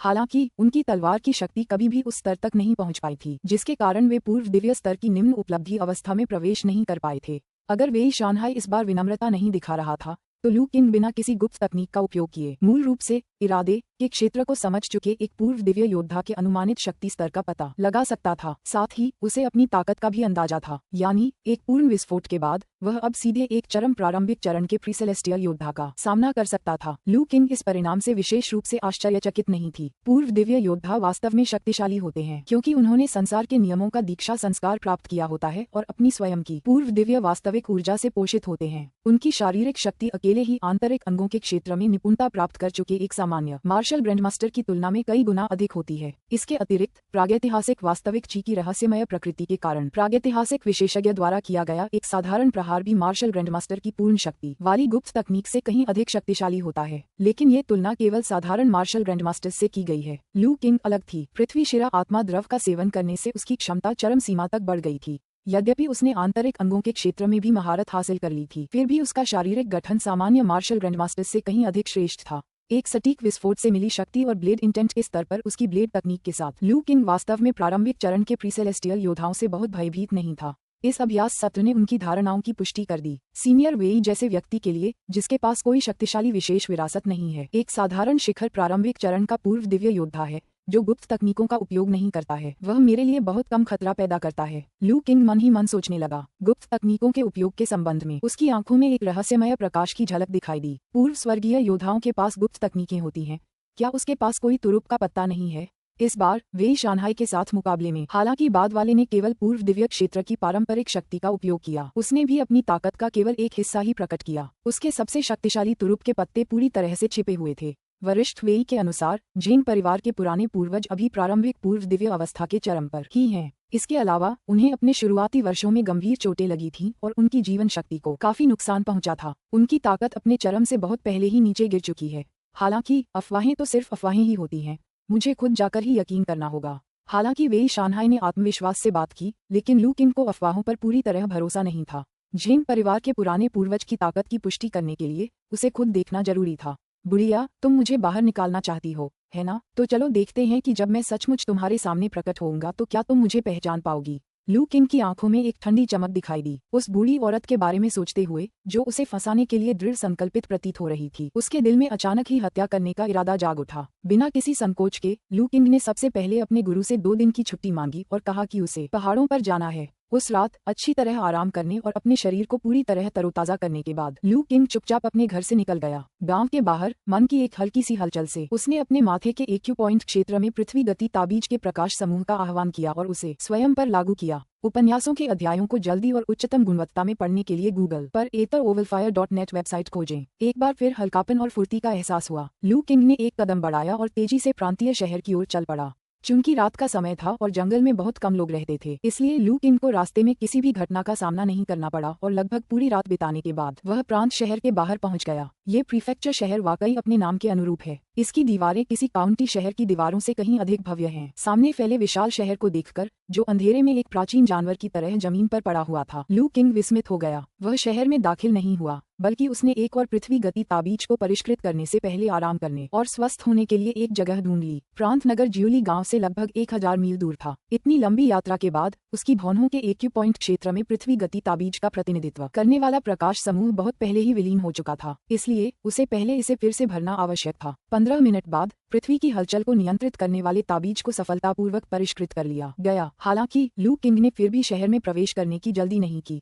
इस दुनिया के शहर आमतौर पर रात में अपने द्वार बंद कर देते हैं, जिससे प्रवेश या निकास वर्जित हो जाता है। प्रांतीय शहर की स्थिति के बारे में उनकी जानकारी की कमी को देखते हुए रात में चुपके से प्रवेश करना बुद्धिमानी भरा कदम नहीं था। इसलिए लू किंग ने खुलेआम प्रवेश करने के लिए भोर होने तक इंतजार करने का फैसला किया। उस प्रांतीय शहर में कोई भी उसे नहीं जानता था, इसलिए अगर वह अंदर जाता भी तो कोई उसे पहचान नहीं पाता। एक विशाल पेड़ को देखकर लू किंग उस पर चढ़ गया और आराम से एक बड़ी शाखा पर लेट गया। भोर होने की प्रतीक्षा करते हुए उसने अपनी आंखें बंद कर लीं। जैसे जैसे आकाश धीरे धीरे उजाला होता गया और पूर्व में सुबह का सूरज निकला, लू किंग ने इत्मीनान से अपनी आंखें खोलीं और दूर आकाश की ओर देखते हुए मुस्कुराया। आज का दिन वाकई बहुत अच्छा है। अपने स्थानिक ची बैग से कुछ सूखा भोजन और पानी लेने और भरपेट भोजन करने के बाद लू किंग को ताजगी महसूस हुई। फिर अपने मन की एक हल्की सी हलचल से उसकी मांसपेशियां और हड्डियां बदल गईं और रूपांतरित हो गईं।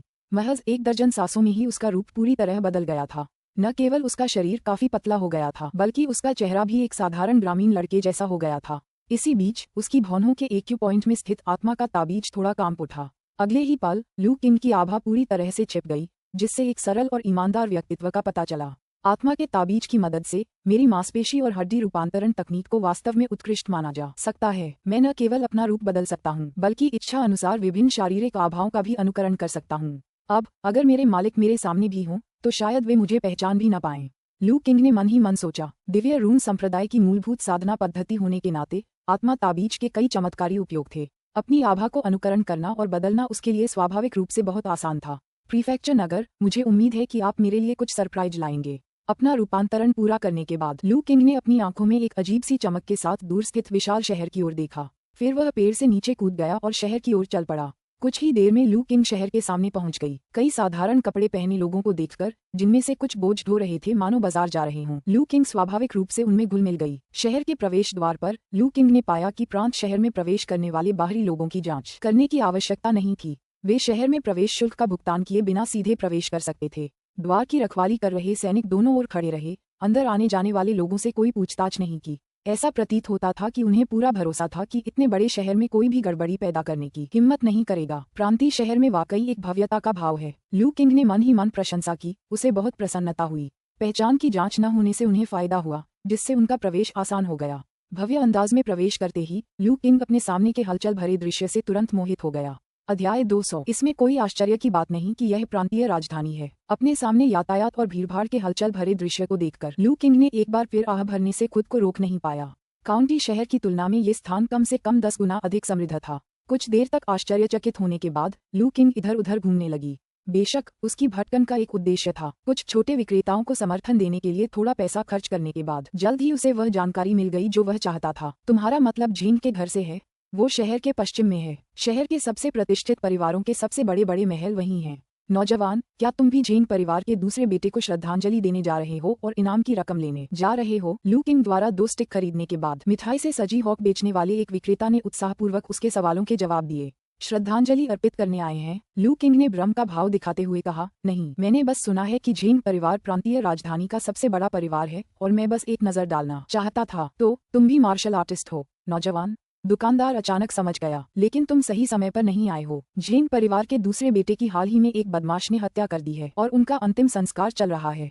मुझे लगता है कि उनके पास तुम्हारे लिए समय नहीं होगा। हालांकि अगर तुम श्रद्धांजलि देने जाओगे तो तुम्हें अंदर जाने की अनुमति मिल जाएगी। दूसरे बेटे का अंतिम संस्कार भव्य है और झेन परिवार ने घोषणा की है कि शहर से जो भी व्यक्ति दूसरे बेटे को श्रद्धांजलि देने और प्रार्थना करने आएगा उसे 100 सिक्के इनाम में मिलेंगे। मैं कल गया था, दूसरे बेटे को कुछ बार प्रणाम किया और मुझे सचमुच इनाम मिल गया। इतनी अच्छी बात, तो मुझे भी जाकर अपना सम्मान व्यक्त करना चाहिए। विक्रेता के प्रसन्न चेहरे को देखकर लू किंग ने आश्चर्य का भाव प्रकट किया। स्टॉल से निकलने के बाद लू किंग का चेहरा शांत हो गया। उसकी आंखों में थोड़ी सी उपहास की झलक थी। लोगों का आशीर्वाद चाहना, वह बदमाश इसके लायक नहीं है। विक्रेता के निर्देशों का पालन करते हुए लू किंग जल्दी ही शहर के पश्चिमी भाग में पहुंच गया। उन्हें तुरंत ही अंतर का एहसास हुआ। शहर के अन्य चहल पहल वाले इलाकों की तुलना में ये हिस्सा काफी शांत था। हालांकि यहाँ की इमारतें कहीं अधिक भव्य थीं। वे अधिकतर विशाल हवेली थीं, जो स्पष्ट रूप से वास्तव में धनी लोगों के घर थे। कुछ ही नजरों में लू किंग ने तुरंत झेन के निवास को सबसे बड़े महलों में से एक के रूप में पहचान लिया। केवल यही हवेली सफेद रेशम से सजी हुई थी और इसमें से शोकपूर्ण संगीत की ध्वनि आ रही थी। लू किंग धीरे धीरे हवेली की ओर बढ़ी और आसपास के वातावरण का अवलोकन करने लगी। रास्ते में उसने कई आम लोगों को झीन के घर से दूर जाते देखा, जिनके चेहरों पर खुशी के भाव झलक रहे थे। स्पष्टतः ये शहर के निवासी ही थे जो झीन के निवास पर श्रद्धांजलि अर्पित करने और इनाम की राशि प्राप्त करने गए थे, जैसा कि विक्रेता ने बताया था। चलते समय लू किंग लगातार आसपास के वातावरण का अवलोकन करती रही। अंततः उसने शहर में एक ऊंचे टावर को देखा और उस पर कई बार नजर डाली। रुको, तुम यहाँ क्या कर रहे हो? झीन के घर के प्रवेश द्वार पर लू किंग को एक गार्ड ने रोक दिया। मेरा नाम लिन आन है, मैं जिझोउ से हूँ। मैं कामझोउ जा रहा हूँ। मैंने सुना है कि झीन परिवार के दूसरे बेटे को एक बदमाश ने नुकसान पहुंचाया है और मुझे बहुत दुख हुआ है। मैं अपनी श्रद्धांजलि अर्पित करना चाहता हूँ। क्या मैं कर सकता हूँ? लू किंग ने आसानी से अपने लिए एक काल्पनिक पहचान बना ली। तो आप यंग हीरो लिन हैं। चूंकि आप दूसरे बेटे को श्रद्धांजलि देने आए हैं, इसलिए आप अंदर आ सकते हैं। कृपया अंदर आइए। गार्डों ने लू किंग की जांच की और पाया कि हालांकि वह साधारण दिख रहा था, लेकिन उसमें एक मार्शल आर्टिस्ट की आभा थी, कम से कम ची और रक्त क्षेत्र के शिखर पर। बिना किसी और संदेह के उन्होंने विनम्रतापूर्वक उसे अंदर आने के लिए आमंत्रित किया। ऐसा पहले भी कई बार हो चुका था। झेन परिवार एक प्रतिष्ठित परिवार होने के नाते कैंगझोउ में काफी प्रसिद्ध था। हर दिन अनगिनत लोग परिवार के साथ जुड़ने की कोशिश करते थे। सामान्य परिस्थितियों में लू किंग जैसा कोई व्यक्ति जिसकी साधना का स्तर साधारण है, जेन के निवास में प्रवेश नहीं कर सकता था। हालांकि अंत्येष्टि के कारण परिवार की मुखिया ने यह आदेश दिया था कि श्रद्धांजलि देने आने वाले किसी भी व्यक्ति को वापस नहीं भेजा जाना चाहिए। वह चाहती थी कि उसका बेटा लोगों की पूजा और धूपदानी का आनंद ले, जिससे उसे इन सद्गुण प्राप्त हों ताकि वह परलोक में भी यश का अनुभव कर सके। जेन परिवार ने कुलमाता के आदेशों का उल्लंघन करने का साहस नहीं किया। उनकी इच्छा पूरी करने के लिए उन्होंने शहर के निवासियों को श्रद्धांजलि देने के लिए आने के लिए पैसे भी दिए। इस प्रकार लू किंग आसानी से जेन के निवास में प्रवेश कर गया। नौकरों के निर्देशों का पालन करते हुए वह शोक सभा कक्ष में पहुंचा। उस समय हॉल में बहुत से लोग मौजूद थे, जिनमें से अधिकांश शहर के निवासी थे जो इनाम की राशि लेने आए थे। अपनी बारी का इंतजार करते हुए लू किंग चुपचाप शोक सभा कक्ष का अवलोकन कर रहा था। सबसे आकर्षक विशेषता केंद्र में रखा विशाल आलीशान ताबूत था, जो सोने और जैद से जड़ा हुआ था। उपन्यासों के अध्यायों को जल्दी और उच्चतम गुणवत्ता में पढ़ने के लिए गूगल पर novel_fire.net वेबसाइट खोजें। स्पष्टतः जेन परिवार चाहता था कि जेन यू मृत्यु के बाद भी धन दौलत का आनंद उठाए। ताबूत के पास कई शक्तिशाली आभाएं थीं, जो स्पष्ट रूप से जेन परिवार द्वारा उसकी सुरक्षा के लिए तैनात किए गए रक्षक थे। हालांकि लू किंग ने उन पर कोई ध्यान नहीं दिया। असल में उसे ताबूत के बगल में बैठे व्यक्ति की चिंता थी। एक बूढ़ी औरत जो पेड़ की छाल की तरह कमजोर और झुर्रीदार दिख रही थी, वहां भावहीन चेहरे के साथ बैठी थी। उसकी शारीरिक बनावट के बावजूद लू किंग ने उससे एक जबरदस्त शक्ति का एहसास किया। यह अवश्य ही बुजुर्ग कुलमाता होंगी। अपनी क्षमताओं को चुपचाप सक्रिय करते हुए लू किंग ने सावधानीपूर्वक उसका अवलोकन किया। कुछ ही देर में उस बूढ़ी औरत से एक हल्की सुनहरी रोशनी निकली, जिसके साथ कुछ तैरते हुए अक्षर भी दिखाई दिए। अक्षरों को पढ़ने के बाद लू किंग ने अपनी निगाहें नीचे कर लीं, क्योंकि वह किसी का ध्यान आकर्षित नहीं करना चाहता था। पूर्व दिव्य लोक के विशेषज्ञ की बोध शक्ति तीव्र थी। भले ही उसने अपनी आभा को नियंत्रित कर रखा था, फिर भी लंबे समय तक घूरने से वह लोगों की नजर में आ सकता था। हालांकि पात्रों के शब्दों को याद करते हुए लू किंग की आंखों में स्वाभाविक रूप से शीतलता झलकने लगी। ये बूढ़ी औरत सचमुच ऐसी थी जो उसकी क्रोध को शांत करने के लिए मरने की ही हकदार थी। नगर स्वामी के महल का प्रबंधक वांग आ रहा है। अचानक एक घोषणा सुनाई दी। श्रद्धांजलि अर्पित करने वाली भीड़ बेचैन हो गई और यहाँ तक कि बुजुर्ग महिला भी थोड़ी भावुक दिखी। उनके चेहरे पर हैरानी का भाव झलक रहा था। कुछ ही देर में गरिमापूर्ण व्यवहार और चौकोर चेहरे वाला एक अधेड़ उम्र का व्यक्ति साधारण कपड़े पहने हुए अंदर आया और बुजुर्ग महिला को प्रणाम किया। इस बार बुजुर्ग महिला बैठी नहीं रही, बल्कि खड़ी हो गई और बदले में थोड़ा झुककर अभिवादन किया। वृद्ध महिला झेंग, मैं नगर स्वामी की ओर से झेंग परिवार के दूसरे पुत्र को सम्मान देने आया हूँ। नगरपालिका बहुत विचारशील है, मैं उनकी इस दयालुता को याद रखूंगा। बुजुर्ग महिला ने शांत भाव से उत्तर दिया। जल्दी ही कोई अगरबत्ती लेकर आया और अधेड़ उम्र के व्यक्ति द्वारा अपनी श्रद्धा अर्पित करने के बाद वह बुजुर्ग महिला के पास पहुंचा। वृद्ध महिला झेंग, नगर स्वामी आपसे कुछ कहना चाहते हैं, क्या हम अकेले में बात कर सकते हैं? बुजुर्ग महिला ने कुछ क्षण चुपचाप उसकी ओर देखा, फिर सिर हिलाया। कृपया स्टीवर्ड वांग, मेरे साथ आइए। बिल्कुल सही अवसर। बुजुर्ग महिला और प्रबंधक को हॉल से निकलते देख लू किंग भी चुपचाप आगे बढ़ गई। वह यहाँ केवल झेंग परिवार की मुखिया की ताकत और स्थिति का आकलन करने आया था और उसका झेंग यू को वास्तविक रूप से सम्मान देने का कोई इरादा नहीं था। शोक सभा कक्ष छोड़कर लू किंग खुलेआम झेंग निवास से बाहर निकल गई। द्वार पर तैनात पहरेदारों ने उसे नहीं रोका। उनके लिए लू किंग जैसी किसी व्यक्ति को निवास में प्रवेश करने और दूसरे बेटे को सम्मान देने का मौका मिलने पर इतनी कृतज्ञता होगी कि वह शरारत करने के बारे में सोचेगी भी नहीं। किसने सोचा होगा कि वह केवल शोक सभा कक्ष में थोड़ी देर टहलेगा और फिर चुपके से निकल जाएगा। झेंग के घर से बाहर निकलते ही लू किंग ने ज्यादा देर नहीं रुककर उस ऊंचे टावर की ओर रुख किया जिसे उसने पहले देखा था। ये टावर शहर का एक दर्शनीय स्थल प्रतीत होता था। इस समय टावर बंद था, ताला लगा हुआ था और अंदर से खाली था, लेकिन इससे लू किंग नहीं रुका। कुछ ही हल्के फुल्के झटकों में वह आसानी से टावर की चोटी पर पहुंच गया। इस जगह का नजारा वाकई शानदार है और यह एक आदर्श स्थान पर स्थित है। दर्जनों मीटर ऊंचे टावर के ऊपर खड़े होकर लू किंग को ऐसा महसूस हुआ कि वह शहर के पूरे पश्चिमी हिस्से को लगभग देख सकता है। इससे भी महत्वपूर्ण बात यह थी कि यह टावर सुविधाजनक रूप से कुछ 100 मीटर की दूरी पर स्थित झेंग के आवास के ठीक सामने था। कुछ देर तक नजारे का आनंद लेने के बाद लू किंग की निगाहें झेंग के घर की ओर ठंडी पड़ गईं। एक विचार के साथ ही उसके हाथ में एक धनुष प्रकट हो गया।